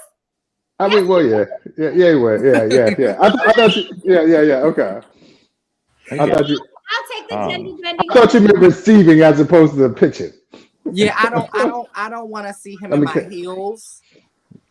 I don't want to see him in my clothes. I don't want him to want me to put nothing nowhere. Yeah, man. And that's just me. I mean, that's just me. That but Lily does a lot of things, so I gotta have some things off the table. Yeah, I'm not about. You know what? One thing I am about. I'm about a woman being feminine. I don't want no tattoos and Tims on my chick. That's just not my thing. I can. Really? No, No hell nah. tattoos? No, what? No. Well, no. My wife has a couple of tattoos, but I mean, I don't mean it to be like full sleeves, Oh. like I've seen, and listen, like. listen. I've seen some women with full sleeves that I thought were sexy, but I mean Me that's too. usually No, it's no, usually no. young women. It's usually young Yeah, women. exactly. Like what's called like the other woman in creating Cardi Broja. She has like in China they have sleeve, they have like tattoos, and it looks great on them. But I'm just saying, it's just like I wouldn't want like them to be like in tank tops and tattoos and Tims. I'd had this cat when I was in the military named Brown. He had his chick was in. She would come through in like Tims and tank tops and what's Yeah, called I know like. what you're talking I'm about. like, she a dude. She faking the funk with your ass. Yeah. You gonna fuck around and find her with a chick. I was Oh, stationed in Sacramento. I've seen some of those women too. let me. You know what? And I wanna say, I think. So I think Jen and I had this conversation earlier this week. Jabari said a man doesn't want his crack. Let me. Go ahead, Lily, but I Yeah, have I'm something about to. surprising on the list for him. Right, because I'm about to really hurt some people's feelings with this honesty here. Because remember, women talk a lot. Right. Women talk a lot. Yes. And one of the things that I have learned in these 41 years that I've been on this earth, okay, I finally learned this some years back. I will never in my life ever vouch for any man or woman's sex life about what they wouldn't and would do ever again, because let me tell you something. We don't know what people do behind closed doors. Yeah, I And agree. facts. there's a lot Facts. I more straight agree. men who want their ass cracked by a woman. Never, they don't want a man. They have no attraction to a man. They don't want it done by a man. They want it done by a woman. And there are a lot more than most men know. They're not going to go to the barbershop telling their homeboys. So you just assuming that your homie don't get down like that because you don't get down It's like that. But trust underreported. me, it's underreported. Right. And the Jabari funny said, thing, go ahead with your bro. nothing not by a dang man, but you don't. No, men are supposed to. Men have a great marketing branding. Men have great branding. That's what I call it, branding. They have great branding to not want this and want this. Yes. That not, but Yeah. it is amazing branding. The real deal behind the scenes, okay, when they're not being judged, is a Exactly. Whole different. different. Like I say this to men, it goes both ways for men and women. If you create an environment of security, almost anything goes. If you let them know that I will keep your secrets, like Alicia Keys, that man will be like, okay, well, I do want to do this, and I do want to do that, just like a woman will Yeah, do the same that's what I thing. was saying. Who's box? Uh-huh. Seriously, It's so true, seriously, Dame. Is once they, because what men will do is they'll ease their fantasies in, right? yeah. And check, they'll drop a little fantasy on you and see how you act. Oh, okay, she was good with that. And then a couple months later, I was kind of thinking about, and then okay, she was good with Yeah, that. but women do that too. Yeah, Yep. exactly. Yeah. Because I, but it goes back to To test the guy, see how far he'd go, and then I can tell by his response. I'm like, okay, you're not the guy to do that. you're not the guy for that. We'll do- Yeah, I tell my nephew all the time. I'm like, dude, if you learn how to shut the fuck up, you will be surprised. The world of sexual world will open the fuck up to you, homeboy. If you don't run your mouth, or if you shut the fuck up, and women will you be surprised what these women are gonna be doing for you, to you, and for you. And that's the thing. That's why I said it's branding, and not just with Jabari, but I'm just saying men in general. You mention something casually, right? And they scoff at it. Not me, Andre. That already that shuts down a woman to whatever else she had in mind. For okay, he ain't the one because he got twisted up with that. And I think, I'm sorry, silly, but the way men react to ass play is so silly and immature to me. Well, Right? the G spot wouldn't be up there if it wasn't supposed to be used. I'm just saying. I just think it's like they act like little boys. Like, no, they're not coming to my ass. I'm like, relax. Like, whoa. Yeah, that's because The brand. you're right. It's a programming thing. Like you couldn't say those things in front of your friends because you're gonna take hell for it, right? And you'll never live it down, right? So, like, imagine me if I'm in the fire department. I'm like, yeah, I like getting it up the booty with a strap on. Right. Who would say that in front of their coworker, all male coworker? But the funny thing is, no saying is, dudes would give you shit, but secretly in their mind be wondering what it was like. Right. They'd be like, huh? Is there something to it? I heard a little something about that. Maybe there's something to it. And it's something about masculinity too. Like it's like, well, that's gonna damage my masculinity if I'm the submissive, I guess you can say, sort of like in a submissive position, right? So, but you like Lily was saying, I'm sure it's underreported. Oh God, yes. Trust me on that. Because let me tell you, I have a lot of female friends. They are gorgeous, they are feminine, and all of those great things. And when I tell you, more of them than not have done that and enjoy doing that to a man. And it's something, it's more common than most people think. So it's way more common. So like to scoff at it, it's just immature. Like it's stop doing that, because whoever it is so funny to sit around and listen to men talk about things like this, because especially a man that you've been with and don't nobody know you've been with. You're like, oh really? Is that what you? Okay, I'm gonna let you live. Now with that said, don't go emailing me about no bullshit, because let me qualify what I said. With that said, yes, there are things that just don't turn you on. And that's man, woman, straight, gay, purple, blue, or green. There are things that don't turn you on at all. But to assume and continue this narrative that men don't like ass play, I'm either going to think you're whack in bed, you're inexperienced, you're lying, right? Or you're immature. I mean, men like ass play. Or they don't trust you. There you go. If they trust you, then some of that, it may just be a factor of trust. It's like, because you're not going to be on the block with Jen talking about how you crack my ass. Yeah. That's the trust you. Yeah, you're right, Dan. You're right.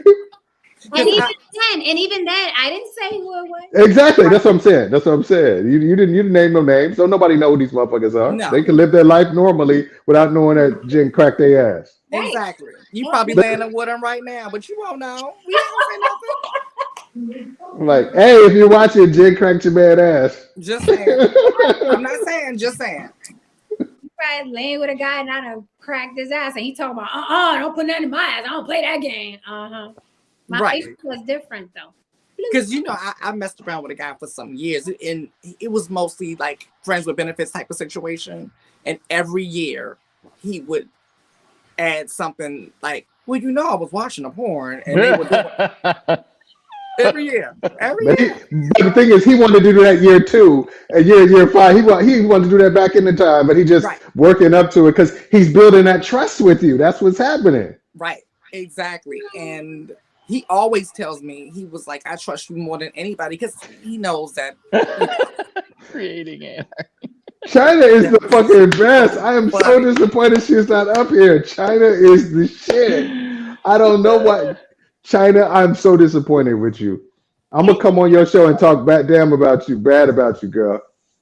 China, for a little bit. It's Friday. Just for a little bit. I know that the kids is asleep. Your man is probably knocked out. Just come up, throw a baseball hat on, and just rock with us for a minute. I know you. I need to go follow China real quick. There's a delay.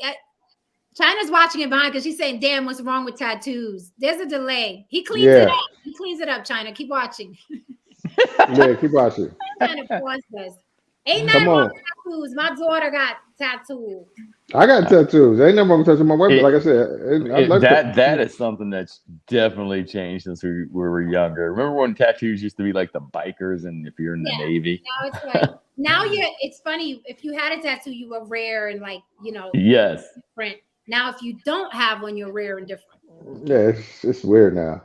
I don't have any. Me either. No ink. I don't have any because I would there's nothing that I'll get that I'll want 10 years from now. I do. Listen, see this here? I got my I don't know if you can see the this here, that symbol. What that is, so we kind of made it in the Fibonacci symbol, but it's my kids' initials. So yeah. So it meant something to me, you know what I mean? Plus, it's got the I had one, but I got it lasered off. Can you see? My shit don't mean shit. My shit mean I was 19 years old and been drunk and then got tattoos. You know.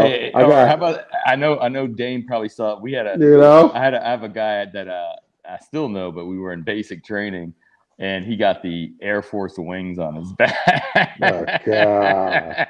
Okay. That's like getting Wendy's on your back. It's a job, man. It ain't a life. Yeah. The McDonald's arches on your back. I saw that. You know what? I saw cats. Not to. I saw cats do the same shit. Like they get their squadron number on their back, and I'm like, motherfucker, it's a job. You're gonna be done with this shit in 6 years, and you're gonna have fucking this dumbass number on your body forever. Yeah. That's how I knew you That's could what I'm relate. always thinking about the future. Even if I'm like, I might like the tattoo, but I'm like, damn, I wish I got it here. I wish I would have got it there. Or I wish I would have got it smaller.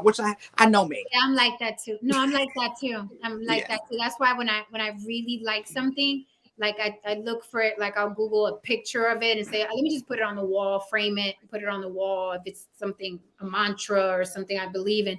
Because in 5-10 years, I don't know if I'm just gonna feel like that. I did have a tattoo on my finger. I got it lasered off. It took many, many years to get it on. But it was wow, they did a good job. Yeah, it does take a long time. Really, fucking years. But it was worth it. It is gone now. The only tattoo I would get now that would be like very tiny, a line that I know 100 years from now I'm still gonna feel is no gods, no masters. It's a Ronin saying, like Ronin, like the Japanese word. Yeah. That's the only thing that I think I could forever, like no gods, no masters. Motherfucker. So check this out. Erica's got plenty of tattoos, but she got one of her latest tattoos she had got on her leg, like on her thigh or something. But it was sweet because it was her brother's. Like she was in Colombia, and so her brother got like water, or it was all supposed to be this thing. So she got wind, right? So when my kids see it, they tell her, "Huh, it looks like a fart." I was thinking that. You know what? If it looks like the emoji, it probably looks like a fart. It's gonna happen. It ruined it for her. See, that's what I'm talking about. I know I'm going to get my kids. I know I'm going to get. I don't know if I'm going to get their birth dates or whatever. I'm going to get some or their signs or whatever. I know that's going to happen. It's funny because we're like, well, why don't you have your? I'm breaking up. No, I said their feet prints, the little footprints. No, hell no. I think that's crazy. It's what you call it. I think I'm just going to get like their birth dates or whatever. I was thinking I was going to get like their initials or whatever. But it was funny. It's like people are like, why don't you have your wife? So I'm like, because you know what? I think I'm too superstitious. As practical as I am, I think the minute I get it on her, because she's got this great picture she took of me that was like kind of like a 40s, like 50s pinup like style picture that she took for me that I have like in my office. And I was just like, people are like, that would be a great tattoo. I'm like, but the minute I put it on me, she's going to start fucking up, and we're going to split up. And I'm going to have this fucking picture, and I got to explain it to the next shit. You could get it lasered off. And I don't want to go through all that. Okay. It's a lot of work. I heard that tattoo my name on his arm without my permission. Really? Well, you put it on him. My ex we got the same, like I got an M, he got a J, but he's very dark skinned, so he can't get it lasered off because it could fuck with his complexion. His skin color. They don't recommend it. But mine, I got off like nothing. So he's running around for the rest of his life. Yeah, this guy's dark skin as well. That's why when I saw it, I'm like, this is cool. Sir, who told you to do that? You put it on him. That's what happened. Well, You put I them on held them. back a little bit. No, but do you even have the ability to hold back? I build up, and maybe I should have just stopped at like a plateaued a little bit sooner. I don't know. All I know, freaks don't have they don't have the ability to curate and hold back. They just I let do. it be known. Oh, I don't know. No, Okay, I have then a you. method. Okay, you gotta. Okay, got But you. maybe that's You the got. damn problem. The I'm method a is the sleeper problem. cell. I'm a sleeper cell. That right guy come swing around again. Okay, you gonna hear about me on the news. There's a woman at the Paris Hotel in Las Vegas fucking on the edge of the gate. You know, I'm a sleeper cell. I'm like, Yeah. What's on the what? You got any more on the list? yes. I just want to address Jabari. He said no ink. He's too dark. Look at Tyrese. Tyrese got a lot of tattoos. 50 Cent too. My brother too. Yeah. Okay, so the next list, I took the gender bending homoeroticism. Y'all left me out in the cold. That's okay. Sorry, Jen. Gotta keep it funky. That's okay. So Girl power. the next list is super short, but it's just how the genders trump each other, like by a long shot, right? It ain't even close. Oh. The only thing that's equal is the fantasy of group sex. That's the only thing where men and women are equal. Okay. So again, newsflash, gentlemen, women fantasize about group sex. Although you try to dirty it, you had a train ran on you. No matter There's no that's some people reality. I mean, there's no fantasy there. Listen, reality. So men and women are equal with fantasizing about group sex. And I know that would probably shock some men. They'd be like, oh my God, no, women don't want group sex. They fucking do. It's the only thing on the list that was equal. Group sex. Okay. Women trump men in sex at odd locations. Women trump men by a long shot. Sex in odd locations. Men trump women in oral sex. I'm so shocked. Of course. I'm so shocked. Men fantasize about oral sex 100 times more than women do. I would say because it's because I would say because what is it with you guys and getting your dicks up? Well, because it's much easier, I think, for a woman to be able to do that well than maybe for a man to do that well to a woman. So maybe that's why we fantasize. Maybe that's why it's something that we like, because it's the visual of getting head is a fucking amazing. Yes, it's true too. I mean, it's phenomenal. The visual of it. I mean, to see a beautiful mouth just down there, and you like looking up at you, and what's called it's unparalleled. Okay. You know. But the thing is, they said oral sex. It didn't necessarily mean receiving; it could mean giving as well. Because on the flip side of that, the idea of driving women to some point of ecstasy can be a fantasy of somebody's as well. You can sit there and be like, "I'm gonna eat this pussy until you come like you ain't never some came of that before." too. Yeah, and they're more likely to get you there from oral sex than they are from penetration. Okay, so wait a minute now. Oh, Chocolate's trying to come up. Now wait a minute now, Damien. Wait That's statistically fact. Pero, wait a minute. We had a man up here, dab circle. And a lot of men think like that. Okay. We all remember dab circle. And a lot of men think like that. Another guy was like, oh, I just traced the ABCs on a woman's clit. All right. But I'm saying, but that don't whether or not they can achieve it and whether or not they fantasize about it are two different things. Do you think that women are better at oral than men are better at oral? Do you think men are more like all thumbs when it comes to oral? Yes. Yes. It's much easier. It's much absolutely. I think it's much easier. You have a projection out there that they can focus on. Men, there's a lot of shit going on that you got to focus on. Yeah. That's true. Okay, that's true. But yeah. What do you think, Leland? Welcome back, Chocolate. Well, I'm mulling over some of the Gracias.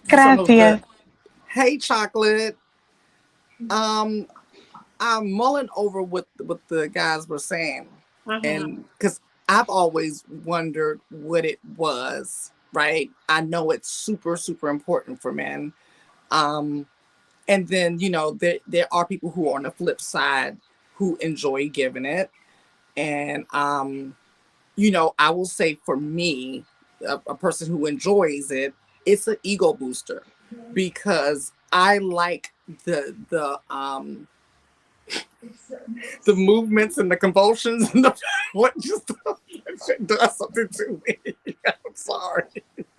And any man out there think that they're in control when they're getting head is deluding themselves. The woman is 100% in control when she's giving you head. Yes. If it hurts, if it feels good, if you come take, they're 100% control of the situation. I think a lot of dudes delude themselves and be like, oh, when she giving me head, yeah, I'm running shit and I'm dominating. Nigga, you are a subject in the situation. It And is a real ego boost. Yeah. Jay Regal, I will not accept that comment from anyone who doesn't have a Rolls Royce in their garage. I digress. Yeah, don't be quoting Kim Kardashian up in this motherfucker. That's as a dude, that's just not. And I want to say the ABC thing was an Eddie Murphy reference, so that wasn't even. Yeah. Oh yeah, you're right. Okay, yep. It was a comedian that was talking about that, so that wasn't even original. No. You get that past the young dudes, but the older guys have heard it. I mean, ABCs has not been sexy since I was in grade school. So. You know what's a good tip for guys? You know what's a good tip? All these new state-of-the-art vibrators that are coming out. If you watch how those vibrators move and work, there's your clue for giving women good oral. Because I'm noticing the vibrators are getting better and better and better, and they're making the vibrators move in a way, right, that is effective for women's orgasm. So if you're wondering like how fast you should be moving your tongue or the suction, look to the new vibrators that are coming out, because honey, the stuff I am seeing now on the internet, Jan, but men are going to be obsolete in a minute. When you teach that class, let me know. I want to invest because we about to be yacht rich in like 6 months. Like, women will send us check after check to be like, thank you, bitches. Thank you so much. Hallelujah. Finally, bitches get it. Hey, and dudes out there, don't just focus on the clit. There's a whole lot of vagina. Don't listen to him. He not a lady though. Listen to the ladies. Like, no. Exactly. I'm just joking. Calm down. Just joking. Jesus. There's so many. Like, it's a little. It's the vaginas are like a little gift that keeps giving. There's so many parts, inside, outside, around the edge, the rim. That there's a lot going on. So, fellas, I think men end up giving bad oral to women is because they're concentrating on that clit, and you can make her come. Or you don't even have to touch that clit and bring her to orgasm if you know the other parts. So stop breaking your neck and putting a strain on your neck. You know what I mean? Attacking that clit when there's like 100 other things inside and outside, around, above the rim, below, on the sides that will drive her wild. You can make her not lap at it like a dog and make weird noises and you gotta say retarded shit. Like, what's wrong with you? Are you special? Go around it. Make sure, like, tease it, barely touch it, barely graze it. I don't know why we really sit here beg for it, pretending like they done written all kinds of books. They done made videos, cartoons. They done made toys, construction papers, cut out paper dolls, and we still having the same problems. Yeah. All I'm saying is, like, nobody's reading. Are you telling me nobody reading? That's all I'm asking. I just make them beg for it. Make them beg for it. Wait, do it. Tease. Make them beg for it. Make them please. Please, make them beg for it. Make them beg for it. Make them earn that shit. You about to earn this now. You ain't just gonna give it to you. I'ma just roll back and say, "Pop, go to Weasel," and you're gonna be fine. I don't see why we gotta do any of that kind of stuff. Let's get right to it. Just you don't even have to. Shh. Don't talk. Just come in my in. experience, women love the tease. They love the fucking tease. They love the I gotta lead get up up and go to to work. it. I gotta go to tease, bed. though. A tease is really cool. I Like I gotta love a hang my clothes Uh, up. Let me tell you, a shame. Like you could barely find a man that teases anymore. yeah. Teasing is very It's a difficult to lost find. art. It is a so lost off. art, but it is the It most explosive It is. thing. Like when you got a woman begging, like, please, Mm. it is the most explosive thing. And men just, it's a lost art. What It happened? like You I said, listen, if men would get off and put all this man shit to the side and let their superpowers come out that they are here to please us, we wouldn't have these problems. See that's the problem. You know, we have to, these men, they gotta be willing. They gotta be open. You know, they guarded. You know, we want you to reach your level. You know what I mean? We want you to be good at what you're doing, but you're lacking and you're thinking about I, stupid shit and you should 80, just come on eight- in. Come on 80, in. 80, Take place. any man who's good at giving a woman head was taught by And a could woman. cook. So And it was could taught cook. by a woman. So women speak the You fuck real, you up real. because That's you that's might you do that's you that's doing not true. yourself, you're doing yourself Mhm.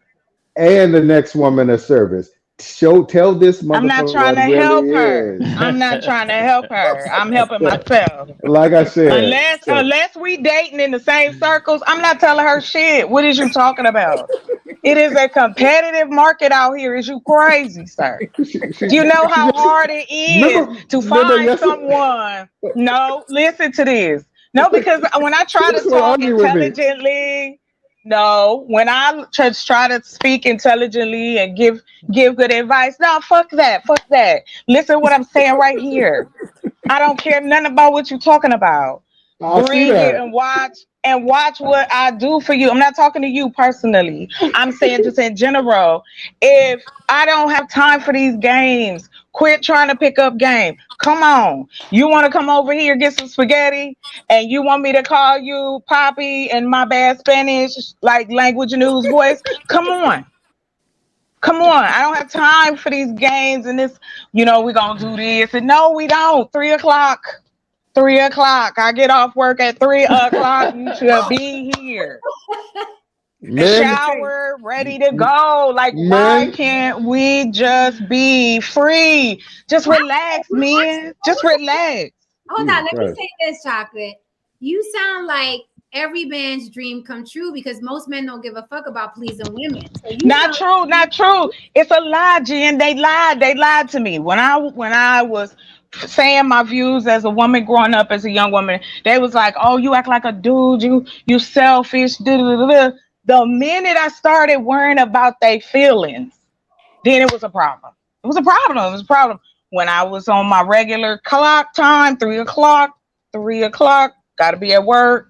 I got you a towel laid out, a sandwich, some water, a juice. Let's go. We don't have to play these games. But that's not true. Because when you lay those type of options, like if you go and give a man who swear up and down, he want buffet options, no judgment. And you go, you know what? I'm gonna try this with you. Here you go. Nothing's off the table. What you want to do? What's your fantasy? You want me to put on a pizza suit and run and knock on the door like, hey, I'm a piece of pizza? You know what I mean? What are we Come doing? on, please. But you know what though? I kind of No, feel no you. judgment here. I kind of feel you though, Chocolate, because when you kind of turn it and you just kind of like, okay, look, this is what I need you to do. Just come over, like put it in and get the fuck out. Like no pillow talk. You don't Like even have to talk to me. then they Write do it on a switch it up. notepad. Just Then write they it do on a switch it up. notepad. Yo, Yeah. she said a notepad, son. Oh, men, Hit What the about a sticky text? note on the way do out. What about a do text? not Okay, take this text. tonight, men. I read, baby. I Do read, men okay? men in the Do chat do do not I do like not take this how is twice. this? See, that's the problem. Y'all do miss it. out on good women because we aggressive. You miss out on good women because you don't want to hear the truth. And the truth is this. All this, I want to be a Mac. I want to be a man. Listen, I done made many a man scream out like Prince. And they wasn't calling no man's name. Okay? They was calling mine. I put in work. So don't say that men know what to do when you be like, here you go, carte blanche. Oh, you want some a la carte head today? Okay, cool. Let me look at my schedule. Let me see. And if I could do it, baby, I'm here. What is we doing? My name is Alice. Okay, I got an hour and 50. Let's go. What? No, it's not true. It's not true. I do want to ask this question. Creating Anarchy made a comment. I want to ask the guys this, since we have more guys on the panel now. Hi, Tristan. I made it. What y'all heathens up to now? Freaky Friday. Being ungodly. Like always. Creating Anarchy, Packard said. Damn, I've never done that. That sounds nice. Make him beg for it. Okay. Now, gentlemen, women love to be teased, right? It also goes back to that being desired thing, right? Where a guy could mess with your head and your body and get you well oiled and you all, the flames are going. Do men like that too? Do men like being teased as much as women, or not so much? Or they do? Like, is there a time limit? Like, all right. So, I'm just gonna say this: it's like there's a way you can do it that is more palatable to men. If you do it, if you're gonna be doing it, you need to have some like forcefulness about it. You can't be like, because it seems like you don't. If you're doing it like in a timid way, it kind of seems like you don't know what the fuck you're doing, and it's kind of you trying to figure it out. But if you just say, nah, motherfucker, sit there. This is what's happening. If you forceful about it to do it, just like, all right, shit, do your shit. Rock it, do your business. Handle your business. But if it's how you approach it. If you're going to tease a man, you can show no fear or no timidness in the situation. Because a man gonna always be like, nah, let me put it in. Let me do this. Then you be like, nah, motherfucker, sit back.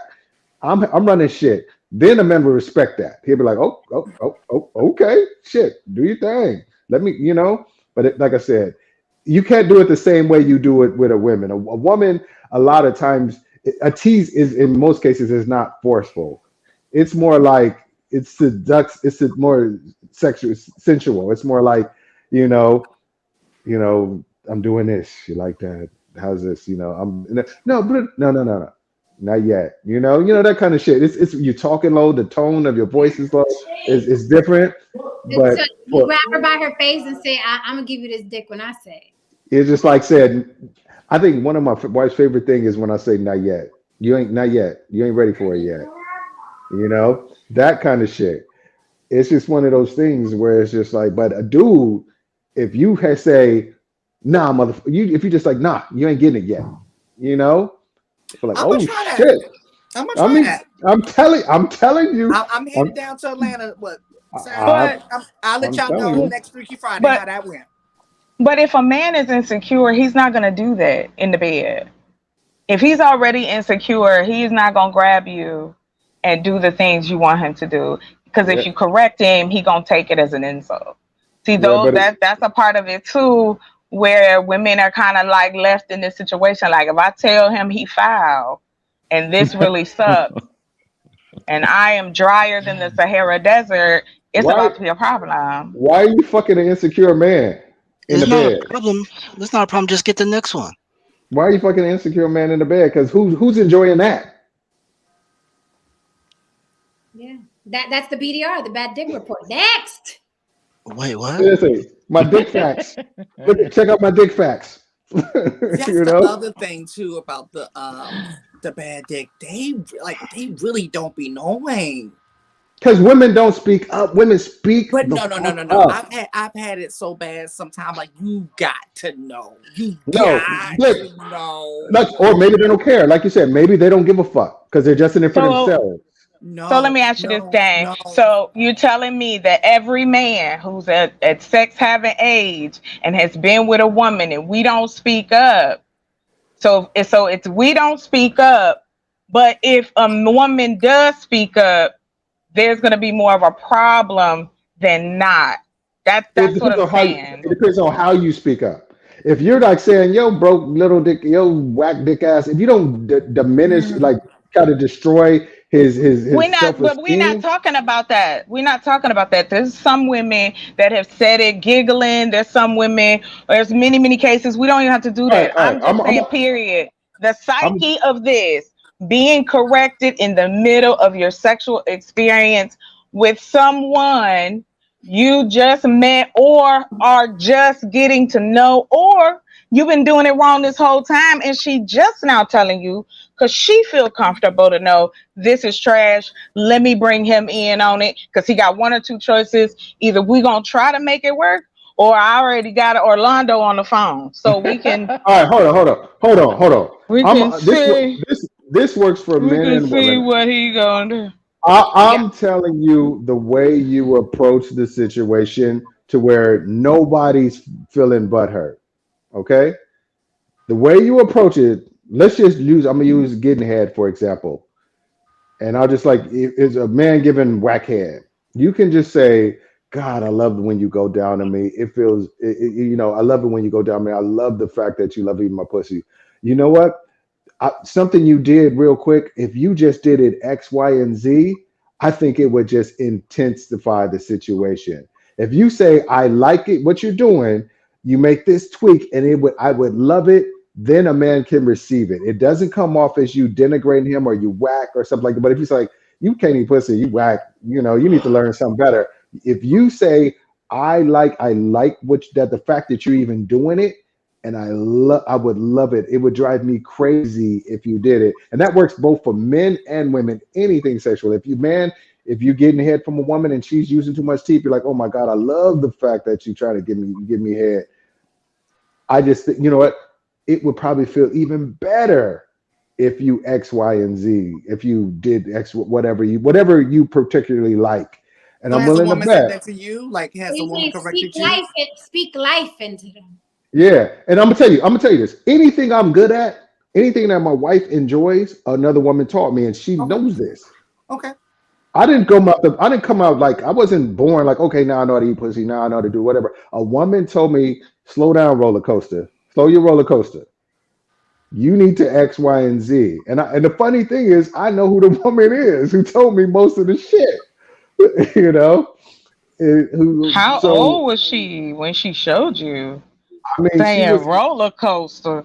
I was like 19 and she was like 22. She was like 22, 23. You were how old? I was 19 and she was 22, 23. Oh, okay.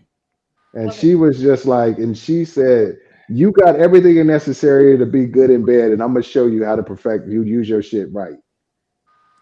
Well, You got that.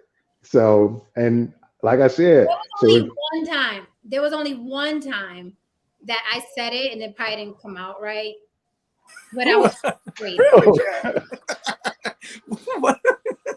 Oh, you're so poetic with your words all the time. We never would have thought. It wasn't in the middle of an argument, was it? No, it was during like the session. It was only usually because I do the same thing. You could coax, you could teach, you could coach, you could give suggestions. But it was just that one time where I was like, "What is wrong? Why can't you find the rhythm?"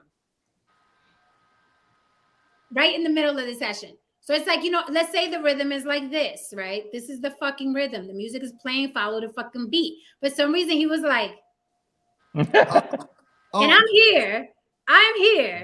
Dude is like, I'm like, why can't you find the fucking rhythm? It's here. The rhythm is, he was like it bumping into each other, like bumping pelvises. I'm like, this isn't working.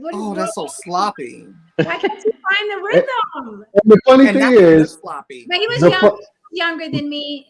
He was younger than me. The funny thing is if he's really on his square, he is creating the rhythm. He is creating what's going on. He is leading the call. There's no like, oh, I'm trying to catch up with her. It's like I am creating it, and hopefully, if the woman is lucky, the dude is creating y'all on the same like wavelength.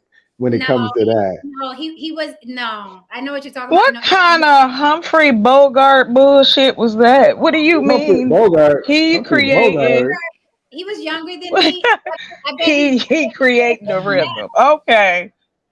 With no other band pieces. All right, okay. She said Humphrey Bogart. Damien, I bet you he's giving rhythm now.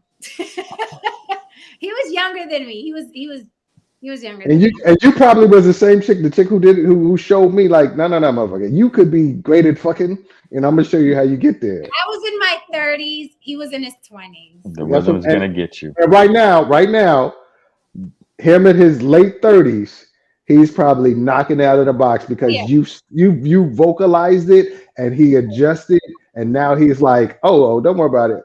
Oh, I got you. He has a wonderful wife and a baby. I know he's doing what he got to do now. I spoke to him not that long ago. I was like, "How are you?" He was like, "I'm married now. I got to go." I was like, "Go ahead, booby." Oh, let me not say his name.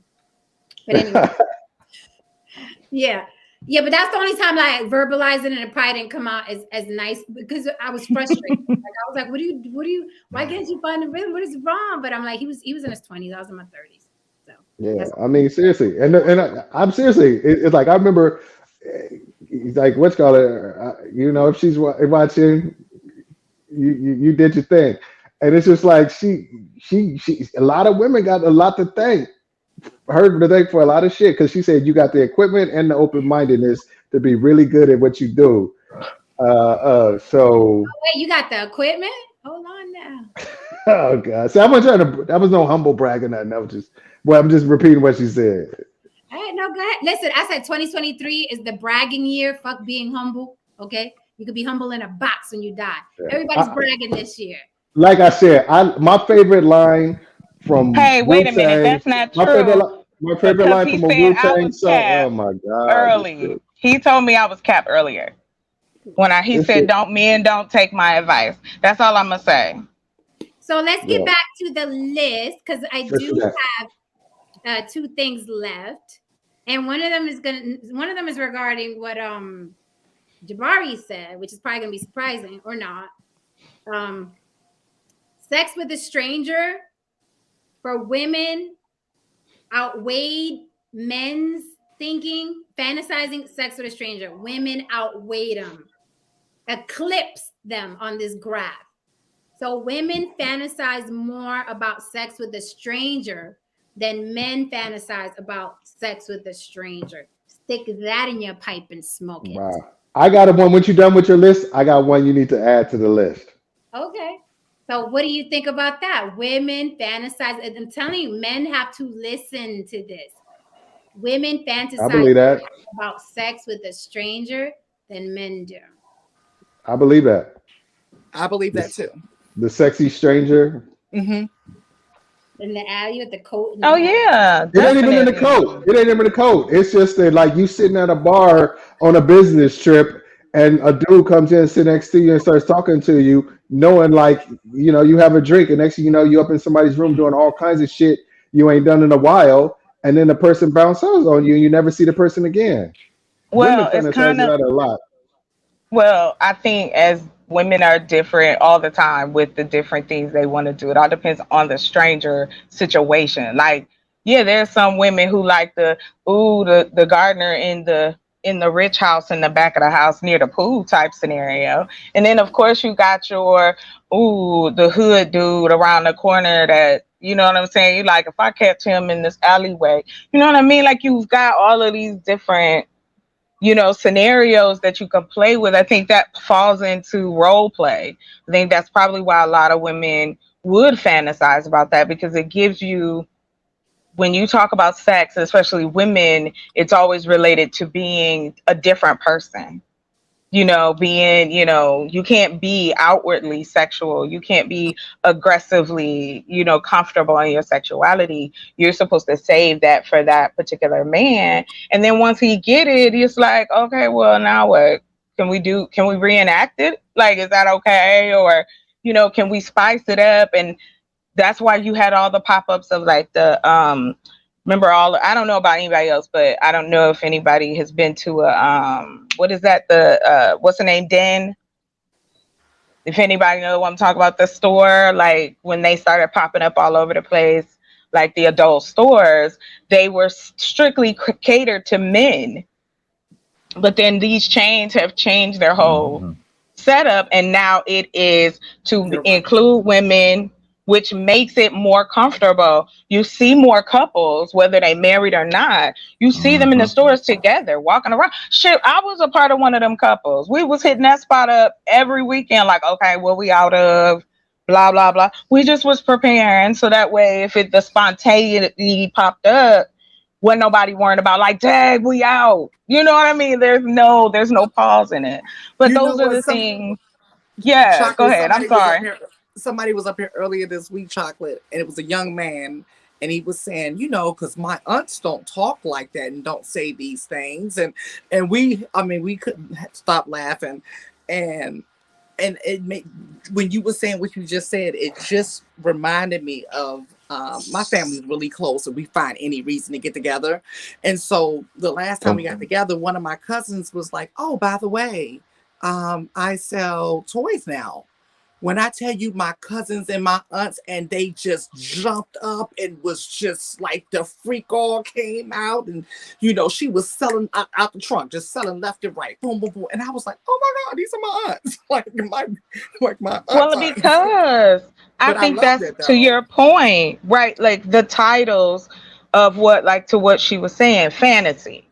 When we talk about fantasy, it's usually not in a positive unless it's like, oh, it's beautiful, it's Christmas time, or the fantasy of the proposal or the wedding. We have those kind of conversations. But as far as like the having that it's okay to plan a fantasy that you can share with your partner, that we don't have to do this every Saturday on the third full moon. But if you ever decide you want to put this together for me, hey, this is what I like. Like, for instance, I like blue collar men. I like their outfits. I like men that wear like the whole Dickie set with the coat. Like, don't come to my door looking like that.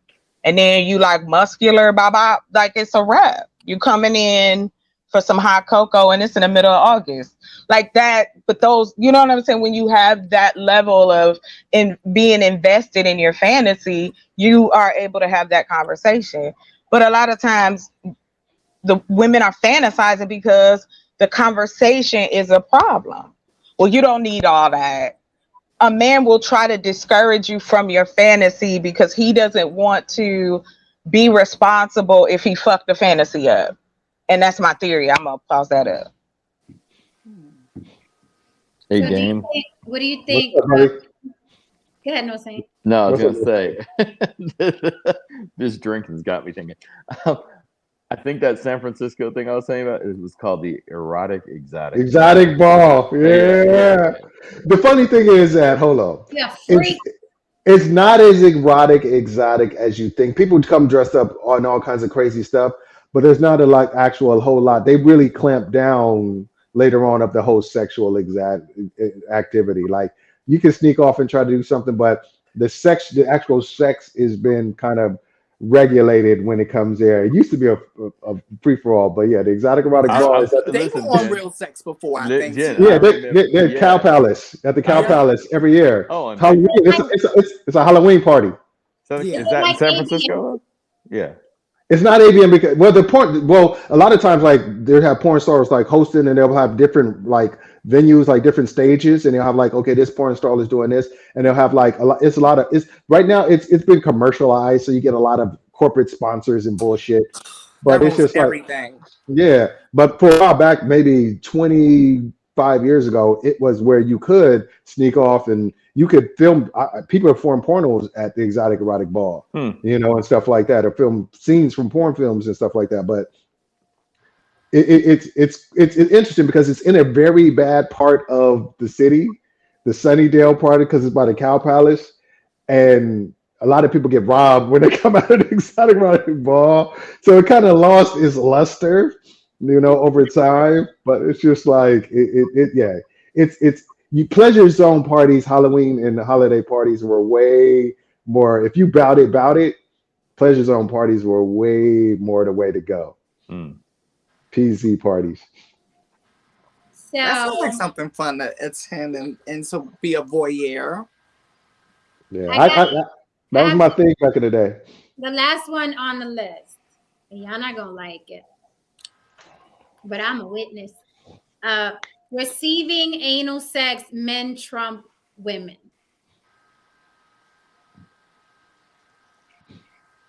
I didn't write it. I don't doubt it. I didn't I write it. don't doubt it because I mean I don't doubt it because like I said, there's a you can get pleasure from getting shit in your ass. It's just Yes. I mean there's a G spot up there. There's a Do you notice that now, like pegging is not only becoming a running joke, but now it's becoming a running conversation. Okay. yeah So I don't think that men just wanted to start getting pegged in 2023. no They just started getting the nerve to do it in recent years, but it's been going on since the beginning of time. It's just that simple. Because you have to look at it. You have both. This is something that both homosexual and heterosexual men participate in. So yeah, they'll trump it. Because you think about it, homosexual and heterosexual women most likely are not going to participate in it. But you have both homosexual and heterosexual and bisexual men that will, participate in it. So I can see why that number will be larger for men. Now, I wouldn't have thought it before you said that, but now that you said it, it's making sense. the prostate is an erogenous zone for men. Right. That's just how the way it is. It just happens to be like that.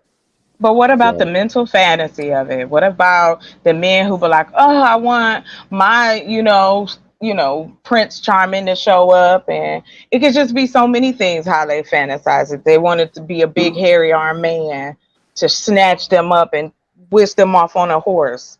Like it could be the case. I'm just are you saying you talking about got all kinds. heterosexual? Are you talking about heterosexual men having a fantasy about a big hairy dude? She named off all the different types, Okay. and it might be a bisexual man, it might be a heterosexual man that may have that fantasy. Like the normalization, first it starts to come out in comedy, then it starts to be a joke, then there starts to be serious conversation, and then it starts to become normalized. And I think that saves a lot of men when these kind of conversations are normalized, because there are women who enjoy anal sex too. Not every woman wants it. You're not going to go to weasel every girl or convince her that it just breathe. You know what I'm saying? It's not going to work like that. But it's like sometimes you have to be honest about the things that you like. Maybe I'm a weirdo from another planet because I just don't have that. I agree. I agree. You got to be honest. And I'm gonna add, like I said, I wanted to add something to your list, and I'm just maybe this is gonna be telling about the circles that I probably rolled in and rocked in. Yeah. Is being paid for sex. That is a fantasy. I know a lot of women that I've talked to and I've experienced it. I did. She said that earlier this week. I sure did. Or was it last being week? Being paid by what? Being paid by a stranger for sex. But that's easy to do. I mean, how do you think? Because that's just sex work. You can do a quick night of sex work. But that puts a different spin on it. Because I honestly never thought about a stranger paying me. So that puts a different spin. Like every time I've had that fantasy, I've kind of like tried to hint to my significant other, but they didn't get it or laughed it off. Like they didn't understand the dynamic of what I was right. Say to like, because I've been in situations. I would rather my partner, we do a role play situation where he treats me like a sex worker, but I don't want to do an actual sex worker situation. The funny thing is, I've been in situations where I've been around sex workers. Drop me off at the corner. who have been talking to, I guess, what they call square chicks. And the square chicks had so many fucking questions about it. So how does it work? Do you get the money up front? How much do you have to do? Do you have to kiss them? How far do you go? And it was like, and then when the square chick leaves, the sex worker would be like, this bitch she's curious about it. She wants to be a hoe. Well, she don't want to be a hoe. She wants to know what it's like to receive money for services, I should say. I don't know how many times that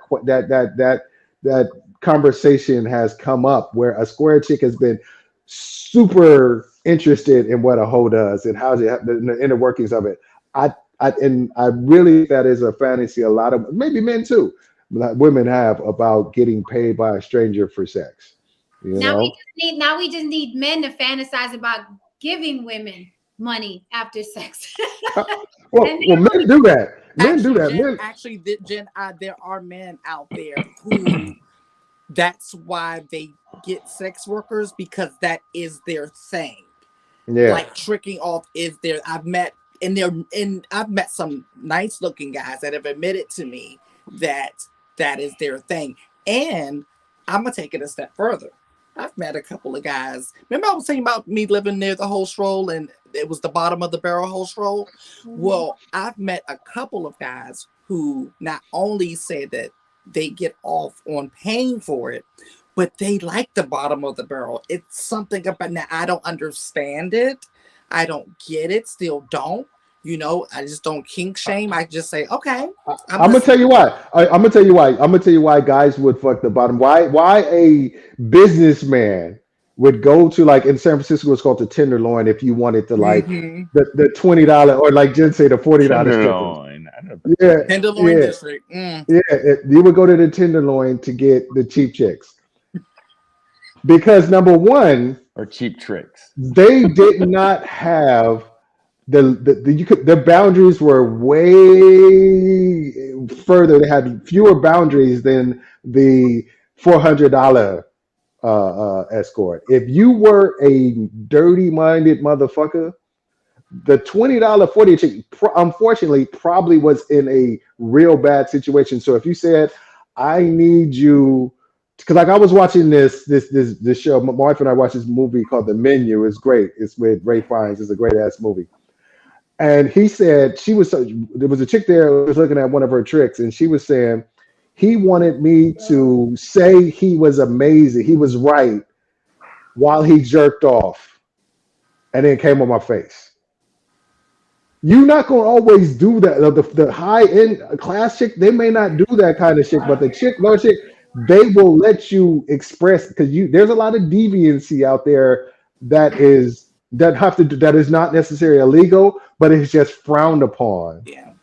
And a lot of these high end hooker circles, if they realize you're kind of deviant, they won't fuck with you because they want to protect the women too. But the $40 chick at the Tenderloin, if you say, you know what, I want to do this, they're usually about where the money at. Show me the money.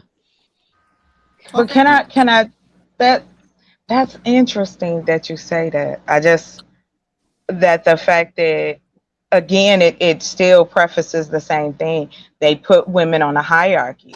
So it's easier to come forth to the most strangest stranger you can find, which is the scruffy lady or the lady with the torn stockings or whatever, instead of having that conversation with your wife or girlfriend that this is what you want to experience and can you experience with your girlfriend or wife in that conversation. Again, it's that old conversation of, oh, I can do this with a hoe, but I can't do this with my wife. I think that still lingers around in there again, because it's a fear of that sexual conversation. Yeah, we can talk about sex when we say that, oh, it's Freaky Friday. Okay, that gives me carte blanche. No, I'm freaky on Wednesday, Tuesday, Saturday, 3:00 in the afternoon after I finish watching like, so then it becomes this. That's what I'm saying. Like, what the nuances where it's lost, because it's like there's only one extreme to one extreme, and it's like, but there could be so many other things in the middle that might be. That's that layer we talk about, like to the point. Let me jump in here real quick. I think you good. I think the difference between men and women is that, and we discussed this before with the guys, that men don't want the woman that they're skeeting up her nose and coming in her hair and slapping her and call you dumb bitch and let me pay you this money. They don't want that woman. They don't want to picture her raising his children and kissing her on the forehead. So men, for some reason, they have to separate that. Where I think women, like let's say me, I can be married to the guy that treated me all kinds of nasty, dirty, freaky ways in bed and not feel anything when I see him taking the kids out to the circus. But I will say this. But that's to your. Him like, oh my God, I'm not gonna look at him like, oh my God, he's such a dirty man. We're men, right? Like, oh my gosh, she let me But Like, the one thing I Exact. will say, Yeah. the ladies that I know who do like to peg, they have all said one thing, that they don't respect the man after the man allows them to do it. That's the There you one go. thing that And I do, that they're like, oh, he's just a throwaway now. Like, I'll But call him when I'm ready see, to do it again. that is I to mean, your point. Again, the same conditioning about sex and idealism behind sex. For instance, men, to your point, Jen, men have been taught and conditioned that women are different and have different hierarchies since hierarchy was something we knew how to spell.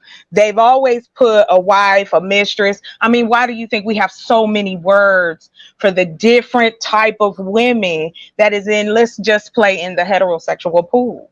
They've tried to, oh, it's my side chick. Oh, it's my side boo. Oh, we just friends, but with benefits. You just Shorty my boo Wop. boo. You Shorty know what I'm Wop. saying? That's Like the new one Diddy you said. and right. And so to your point, when you talk about women who say things like, well, I can't respect a man that would, I can't take him after the fact. Again, the social conditioning of how sex is looked at, even from a woman being a prostitute to her being a nun, there is certain conditionings that bring out both sides of this that make men uncomfortable, women uncomfortable, men lying, women lying, because we're still holding on to constructs that have no verifiable proof. It's just shit that's been said so long that we all agree that, oh, that sounds about right. I think it's true, that truity that if you cannot stand on your own druthers, whether you with somebody or not, when it comes to you sexually, there's always going to be an issue. There's So always going to be an issue. I want to say really quickly, I agree with that. Because you're right. Even thinking about all the names they have for women, hoe, slut, jump off, side chick, slide. I mean, they call women all kinds of things just to not call them women, right? Even though those women are fulfilling your fantasies. My experience, like the 2 booties I cracked, I never lost respect for them. I lost respect for them for other shit where they didn't, in my eyes, I feel like they weren't fulfilling their role as a man, right, in my life. But it definitely wasn't after the booty thing, because I'm like, motherfuckers like sex, they like freaky shit, they like, I didn't go away from it like, oh, I cracked this booty. I'm like, he's still a damn man, and if he didn't want to be with me and he wanted to be with a man, he wouldn't be here, or he would, or I would, like, my mind wasn't on that the next day. It just wasn't until I see it. Then that's a different situation. Or when he comes and tells me, look, you cracked my booty that night, I liked it so much, I think I want to be with a guy, that's a different conversation. Yeah. A lot of times men think that other men can smell the freakiness of the women that they're with. Like, for example, dudes have it in their mind where they think that if you like piss in a chick face and you take her to the company picnic, the other dude's gonna be like, smell the fact that she's the chick that get her face pissed on. They're gonna smell the piss on her face. No, they're gonna smell the piss, but they're gonna smell that she is a freak and that she's open and that things like that. So I think a lot of times they worry about the backlash of judgment that may come from them if this is the person that they're locking down. I mean, that's just the way it is. Men are real conscious of the way other dudes perceive them with their woman. For example, Thank you for saying so. You're the first man to tell the truth about that. Y'all cape for each other quicker than anything else, and y'all be worried about what the other dude is thinking. But blame women and say we talking too much to our friends, but y'all know a lot of the things that you do is for the acceptance of other men, and that's okay. That's all right.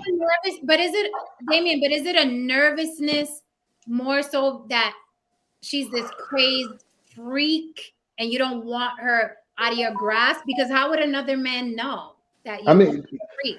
Like, how would he smell it? How would he know? Is it your conscious? I don't know. Like I said, I feel like I'm really perceptive of women who, are about it. Because I've been around a lot of women that are about it. I don't know it's going to be every man, but men feel like it might be a few men in the circle who are about it like them, who can recognize it and then may try to push up on her because they sense it. I've been pretty spot on in my life like identifying the women that I could that were about it, that were freaky and that were down for, different type of shit. So I think other dudes recognize, well, if I can see it and that dude's a cocksman like me, maybe he can recognize it too, and he may try to push up, or he may not respect me enough because I'm with that type of woman that he knows is a freak. Which goes back to what she was saying, because a lot of men, I feel like, choose their women based off of their homies and what the homies is going to think, and with the homies, oh, you got a bad bitch, oh damn, instead of getting with who they really would like to get with. That's true. Let me switch my head. What about the memes that's been going around for years? If I bring you to the barbecue and my uncle don't say, I see you, nephew, then you ain't it. It goes back to that. Again, it's the approval of other men. What do you think about what I got? What do you think? It's the same thing. I got another little point here. It says women fantasize about men they will never end up with, but feel aroused by. What was that? You mean The Rock? Yeah, that'd be about right. Yeah. Women fantasize about men they know they will never end up with, but they feel aroused by. So women fantasize. Okay, I had to think about that because I was yeah. Can y'all hear me? Okay. Yeah. Oh, okay. My ear. So Isn't that true on both sides? No. Yeah. I guess it is. I mean. I don't think so. Yeah. I don't think men think about women they'll never be with as far as in the act. I think men think about women they have been with. Ever since I was 2, I have heard about Halle Berry. That's a lot. Right, I was getting ready to say, what about the men who watch adult films and talk about them like trading cards? One second. That's different. Girls having all these. How is that different? Well, I'm gonna tell you that's different because we see them in the models, sexual act. If you see a porn star, she's that's in not the every sexual act. woman. I've never seen Halle Berry having sex. Well, what about so I don't know if she has sex but the way I would want to have sex. So it may not be, So if I see, it's not at you personally. It's a general, like the majority of the time. I'm talking for a lot. You didn't see Monsters Ball, Damien? You didn't see Monsters Ball? But see, that was fake. That was acted. I saw her titties, but I didn't see her. I didn't see. I don't know how she sounds. Yes, but that's your level. Yet your level, Dame. But you are trying to measure by your level of arousal. You can't do that if you got people taking a survey and saying, hey, this is what I'm feeling. We're basing it off what you are going by. But these people's feelings are, okay, I don't mind fantasizing about a man that I know I may never meet. I'm just trying to get turned on, or I'm trying to get myself in a mood, or so on and so forth. People do it all the time to get ready, to get into the game. It's like pre-gaming. No, even as a young person too. That's not true. The way a person looks, like when you're a kid, you can open the JCPenney's or the what you call it, as a man. I'm talking as a man. As a man, you can open a magazine that has like bras or whatever, and maybe you can get aroused. The older you get and the more experiences you have, it's always going. You need to elevate it. So you need to see at some point. You're going to need to see the fucking. But I'm just saying again. Go ahead. You go ahead.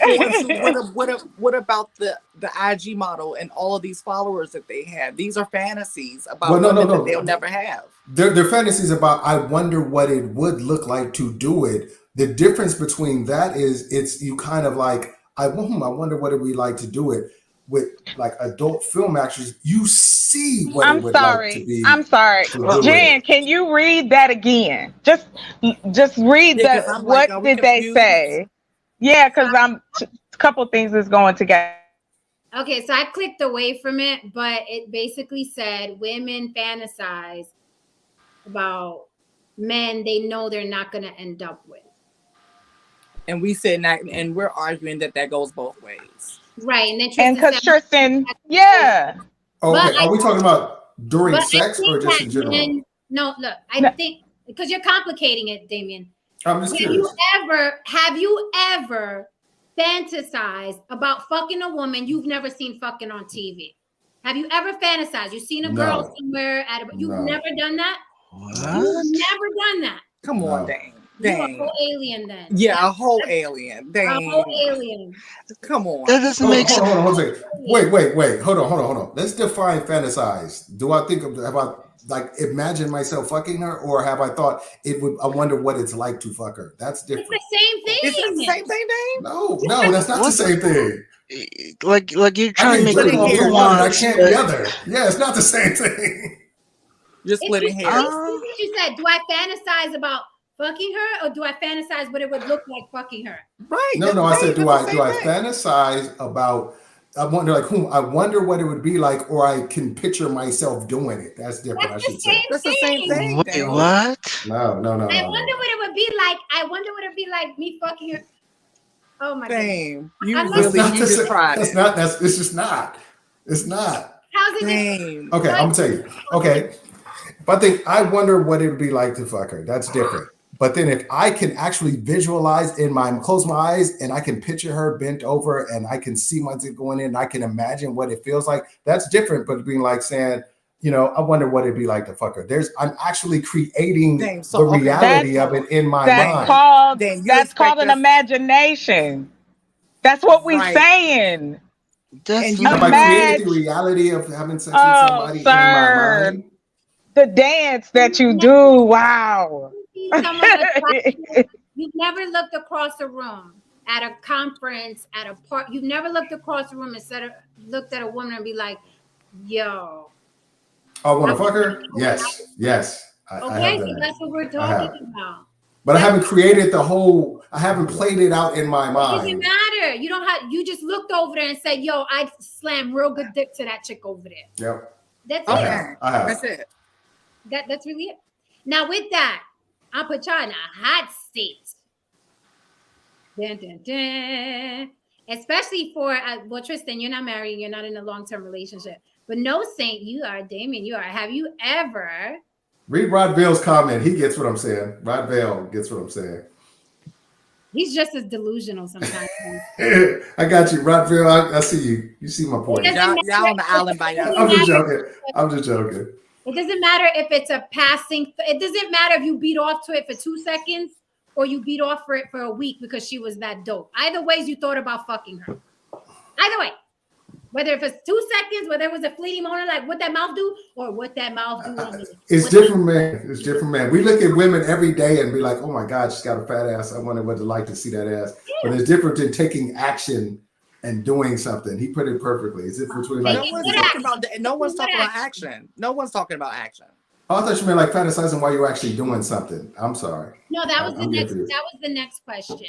Okay. The next question is, have you ever been fucking your significant other and thought about another woman to get you going or to keep your head in the game? Use a lie. No, Saint, do you hold on. Not this significant other. Are we talking about? She just said ever. No, hold on. Not. Yes. Let me roll back the playback. She said, hold on. Not this significant other. I'm sorry. I have not. I'm sorry if I disappoint you. I have to just. How long you been married? How long you been married? 15 years. Cap. No, Saint, you were saying. I said, yeah. No, Saint, you were saying. Yes. Okay. Why? So you fantasize to keep your head in the game, to keep in the pause, to keep your momentum staying turned on. Just like why did you teach us? No, just like just spice it up, I guess, fantasy type thing. Yeah. So let me get to spice it up for who? For you? Yes. You're like, I'm gonna spice it up. Forget about you. I'm gonna spice it up for me. That's the point. But you can't read my mind. If I'm playing that out in my head and it's getting me more excited where I'm doing more for you, why do you need me to open my brain and be like, it's only you in my fantasy? Like, what are you? Yeah. And like, why would? I'm gonna hit you with something. has to be for you, David. And she does, and we discussed it. She's done it too. Exactly. So it's not a big deal. No, he said to spice it. Hold up. Your wife has told you she's thought about yours has too. I hate to tell you, yours has too. Yeah. Yours has too. Yours has too. Common than you think. Planet Earth. Welcome to Planet Earth. David. Welcome to Earth. Yeah. Welcome to women's brain. Hold on. Let me understand this. Wait. Because there's a name you always bring up. Who was it? Who? Trevante Rhodes. Yeah. You think that your wife has never imagined being up underneath that man? While she's fucking me? Yeah. Yes. I don't have enough ego to say I don't know. I don't know. How can I know what I know? If a woman, maybe she has.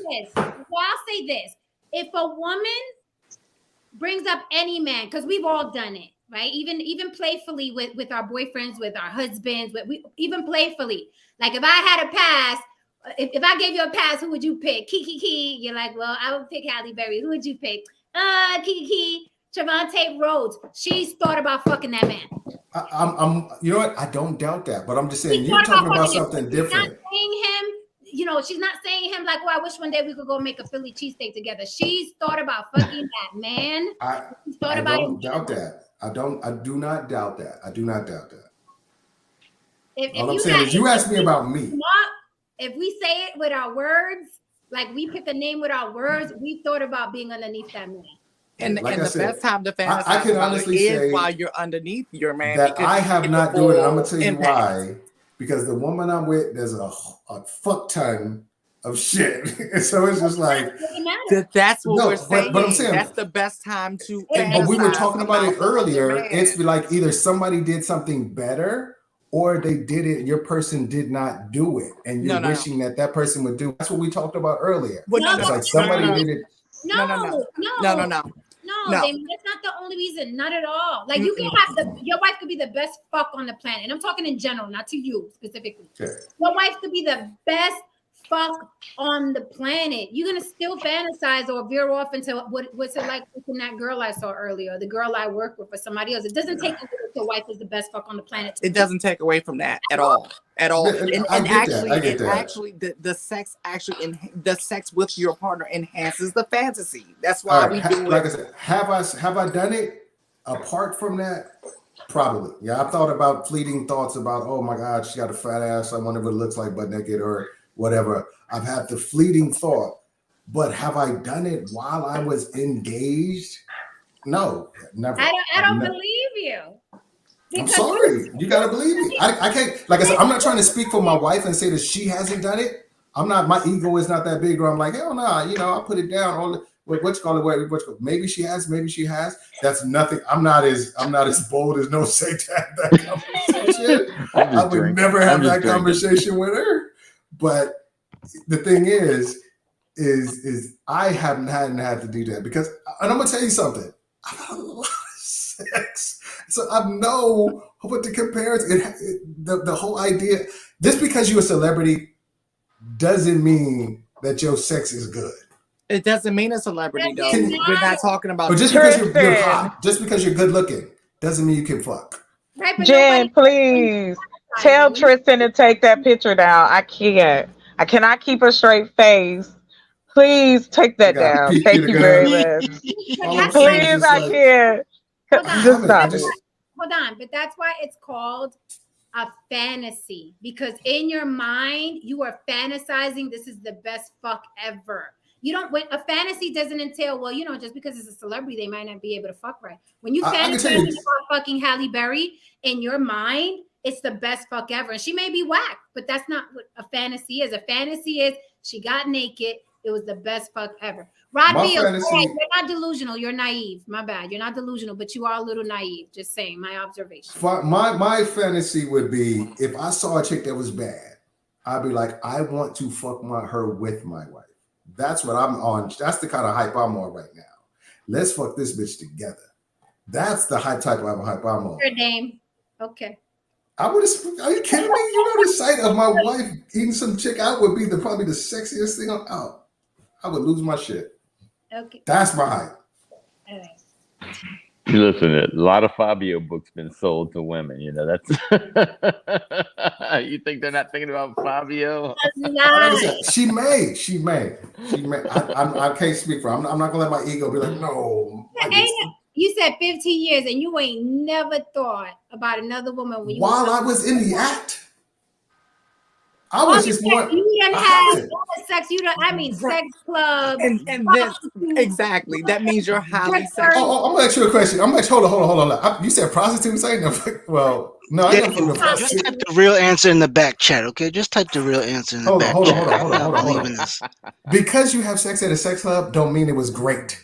Don't mean you was bomb. It's you just doing shit. You've experienced. You're a very sexual person. You're a very sexual person, which is nothing wrong with that. And so being a sexual person, like it's hard for us to believe that. Steve says she must be watching. She ain't watching. She knocked the fuck out. You're just so pure, you know. Yeah, she don't care. Either she's not watching live or she goes back to watch the replay. She knows who she married. She has never said a word about anything I said. This is the greatest lawyer. Dame's a lawyer. Dame is a lawyer. He's lawyering us right now. What you call it? I don't hide anything. I love a creative mindset. She said people fantasized about Paris Hilton and Kim K. We all saw those sex tapes. Weren't the best, but no one has stopped fantasizing about them. That is so fucking true. Because Kim Kardashian's sex tape is nearly fucking necrophilia. Her head game was A1. Nearly necrophilia. Like she is laying there like a fucking corpse. And people to this day would fuck the hell out of that woman. Her head game was on point. It seemed to be pretty on point. I saw it. I didn't even approve of that. I didn't even approve of that. Head I'm game sorry. Was all right. That was whack to me. Sorry. She was all right. She used no spit, but she was okay. Kim Kardashian's head game. She looked like Mud Duck, he would not be saying that. If she looked like a hot ball of mess, he would not be saying her head. No, stop, James. Stop. Me, personally, I like you. I think Dave likes to argue with me. I'm just saying. I wasn't even talking to you. I like talking with you. Oh, I'm not allowed to jump into the conversation. Like, wow, okay, Dave, I got you. I really feel Ron said she has no cock. I mean, like I said, she didn't use enough spit for me, but it was garbage all the way around. Sorry. In all these years, and all I had to do was Kim did it is consider good head. Damn, I was doing too much. I've been doing way too much. Way too much. There's a difference between good and phenomenal. No, you can't clean that up. No. Yeah, hold on. Head is like eating microwave pizza. Even if it's bad, it's still pretty damn good. You know, it's one of those things. It's like you'll still take it and you'll still enjoy it if you know. I know, man. Listen, I'm not even gonna lie. No, Rod, you're very naive. I know men, they'll stick it in a pie. We've seen the comedy, we've seen the movie. They'll stick it in a pie, they'll stick it in a warm banana peel. They'll stick it anywhere. Of course, even bad head is good head. The hole in the pool, the fact that she's giving head makes it good head. It doesn't make it phenomenal. I get that, but I'm like, the fact that she's giving head is good head. No, she looked like a fucking corpse. But she was getting fucked.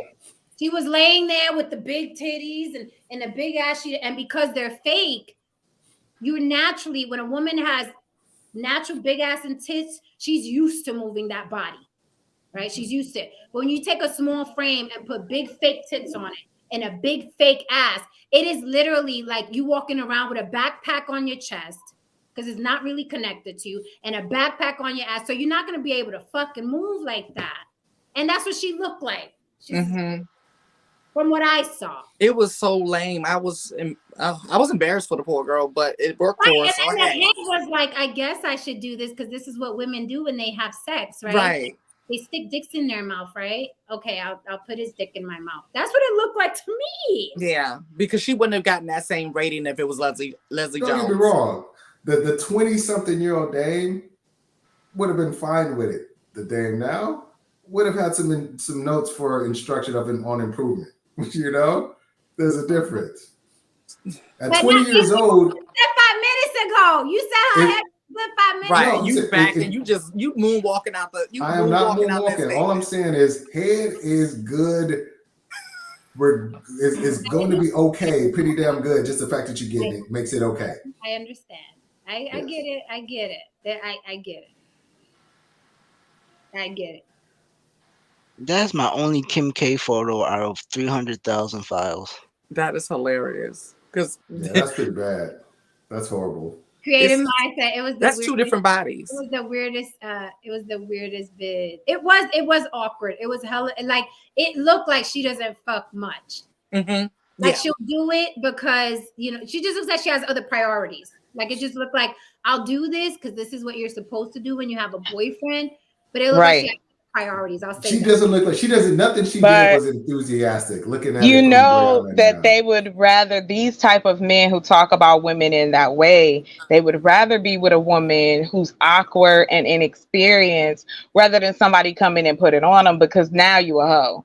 Oh, well, how you know how to do that and how many body counts and all of this? How about I am just an overachiever and I like to do my job well? Like none of that ever comes into play with the conversation. You got to be like, if you know how to suck some dick, now you giving it away in the parking lot. Like what?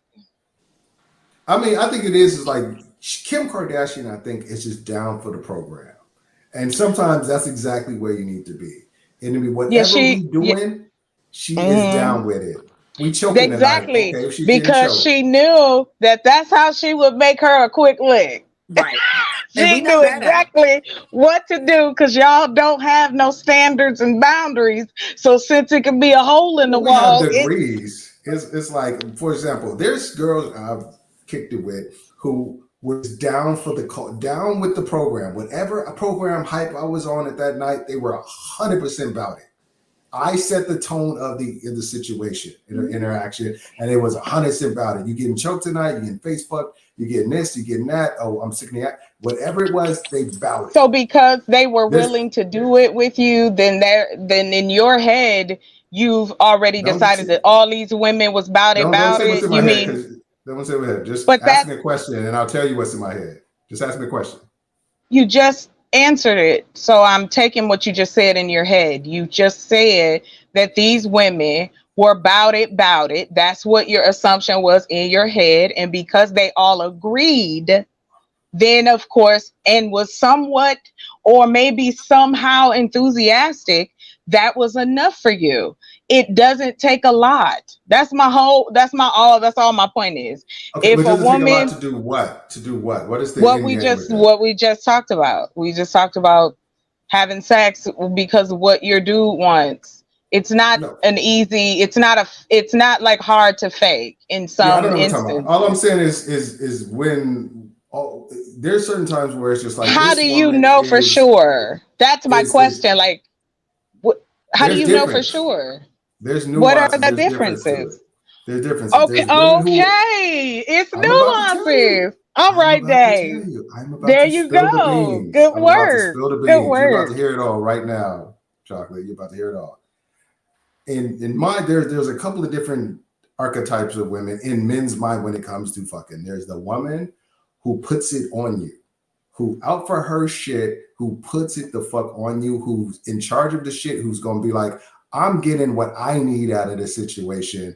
So I'm going to take the lead in it and you just lay back and enjoy the ride. There's women who are about your program. You're like, okay, he likes choking. He likes spitting in my mouth. He likes doing all this shit. I'm going to be whatever he needs to be at the time because I am about pleasing him and making him let him know that he runs this shit. And then there's women who do things begrudgingly or just because the fact that they feel like they have to do it. They're like, oh, I guess he's my man, or I guess men like to get their dick sucked, so I guess I gotta suck dick. Or men like doggy style, so I guess I gotta let him do a doggy style. Those are the ones that we'll still do it, but we don't enjoy it as much. The other two, depending on when your head is at, is what you prefer. And I think in men's minds, when it comes to sexual inertia, those are the three basic archetypes of women that we deal with. And if there's a man on the panel or in the chat who disagrees with me, I would love to hear their position and tell me why they if they disagree that those are the 3 basic archetypes of women. You said 3? 3. I mean, in a man's mind, I know women are varied and stuff like that, but they fall under 3 different kind of archetypes when it comes to sex. What are they really quickly? And then we're going to get out of here. Okay. Okay. The 3 are the woman who takes charge and like, I'm going to get as much enjoyment out of this. I'm going to put the fuck on you, and you ain't gonna never forget that you've been fucked by me. I know what I want. I know how to get it, and you just buckle up and enjoy the ride. Then there's the women that's like, I'm about your program. I want to be led. I want you to determine where this shit is going tonight. If you want me to you telling me to open up, so you spit in my mouth. You telling me this. You are control of what positions we're in at the moment. You are the leader in this situation. You running this shit. And then the women who do it begrudgingly, be like, I'm obligated to give you head, or I feel obligated. So they're not very enthusiastic about it, but they're open to certain things. Those, I think, are the different archetypes of sex that men feel like they deal with when they deal with having sex with a woman. Okay. All right. I think I'm number 1 and 2. I can go back and forth depending on. Yeah, some women can do that. Yeah. What if there's a 4th option? Like, is there nothing else? What is it? That you could be all of those things. Like, you don't have to fit into, like, you can pick from all the That's just a culmination of all 3. That's not a different. But that is an option. But you just said, so now that's not an option? Okay, good night. Jen, I love it. Thank you so much. I'm saying something, but if you're all of the 3 I named, that's not saying, no, there's a 4th differing. D all of the above. I'm adding the 4th one by saying D, all of the above. There are, to what you said earlier, nuances of women. And to your point again, in men's minds, not in real research of the different types of women. I don't agree, because the woman who's in charge, who puts it on you, is not going to be the woman who does shit begrudgingly, because she runs her shit too hard to sit there and do things that she but you don't know begrudgingly. Y'all don't know that all the time. A chick who's about her shit ain't gonna be sitting up there just like laying back, getting shit done to her. Are you telling me about being a woman, sir? Like a sexual, free, liberated, being a woman in this day and age? Are you really like? Let's ask the women. What? Let's ask the women. Jen, they've been telling me. Do you fall in any of those types of those archetypes? Any of the 1, A, B, or C? Do you fall in any of those? I fall into the 1 and 2, but I've been the 3rd if I'm not in the mood. Right.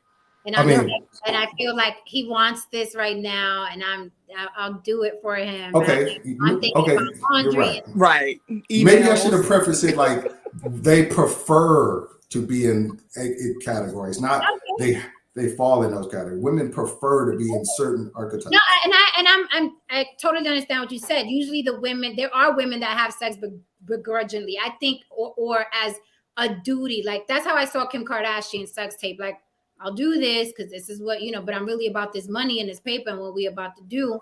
I understand begrudgingly. There are women that don't like giving head. There are women that don't give head. They're like, I don't give head at all. So there are women that have sex as a chore. It's a chore for them. It's never a chore for me. It's not torture for me. But I have done it when I wasn't in the mood, just because you got to please your boo. You got to give him, you know what I mean? He got the little itch. You're going to fix it. But there have been times where I'm just like, I'm not in the time. Okay, I'll give you that. Women can switch between the 3, but there's always one role that they prefer over the others. I agree with that. I agree for me.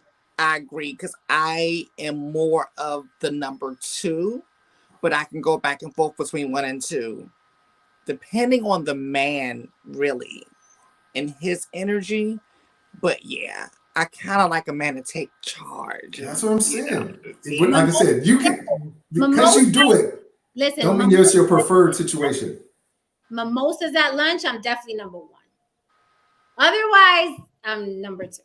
If I'm well oiled and I come back from brunch with the ladies, something may get pulled up. And men can rock with either one of those in most cases. In most cases, a man who really likes sex can rock with 1 and 2. 3, you got a happy dude. Yeah, well, damn. I hope. Listen, don't do anything begrudgingly, man or woman. That's terrible. It is. It leads to resentment. Yeah. So on that note, thank you so much for joining me on this very Freaky Friday. We learned some things tonight. Okay, some people self-snitched. I like it. I like it. Chocolate Earth, thank you for coming up on the panel. China, we'll see you next time. Rod, everybody who held me down in the chat, muchas gracias.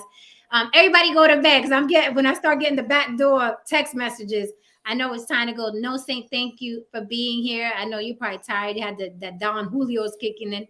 Tristan, Damien, we believe you and we love you no matter what you say. They big homie. That's big homie right there. That's the big one. Long as you're never the little homie, you good. Never the little homie. I've earned the right to be big homie. Yes, you have. Tristan, take us out of here. Don't forget, next Freaky Friday, we're doing BDSM, and I did invite a guest, a master, who's going to come up here and teach us some shit. And maybe Haran could challenge him because Haran is also a master. So we'll see what happens next. I need to get me a whip before next Friday. Okay. All black everything. Oh, yeah. I got my cat suit ready. That's all black? Okay. All black everything for next Freaky Friday. Tristan, take us out of here. Enjoy the rest of your night, guys. Peace. Well, I found something on Jen's Facebook that describes her relationship status. Y'all want to see it? I'm scared. Facebook. I'm scared. I'm so scared. Yeah, just put me on the big screen. Oh my God, Tristan. I'm scared. Relationship status. The fuck you looking at? Yeah, that's Jen's Facebook. Yeah. Peace out. Yeah, that's it. Good night, Good night, everybody. Good night, everybody. Oh my God. I love you all. Class dismissed. Thank you, No Saint. Perfect timing. All right, guys. I hope you enjoyed this week's Freaky Friday. Don't forget, next Freaky Friday, we're doing BDSM. And as I told you guys before, Freaky Friday gets very vulgar and freaky. So it's a different conversation. Don't forget to be back here Tuesday, Wednesday, and Thursday. Sometimes on Mondays, depending if something's really popping. Sometimes on Mondays.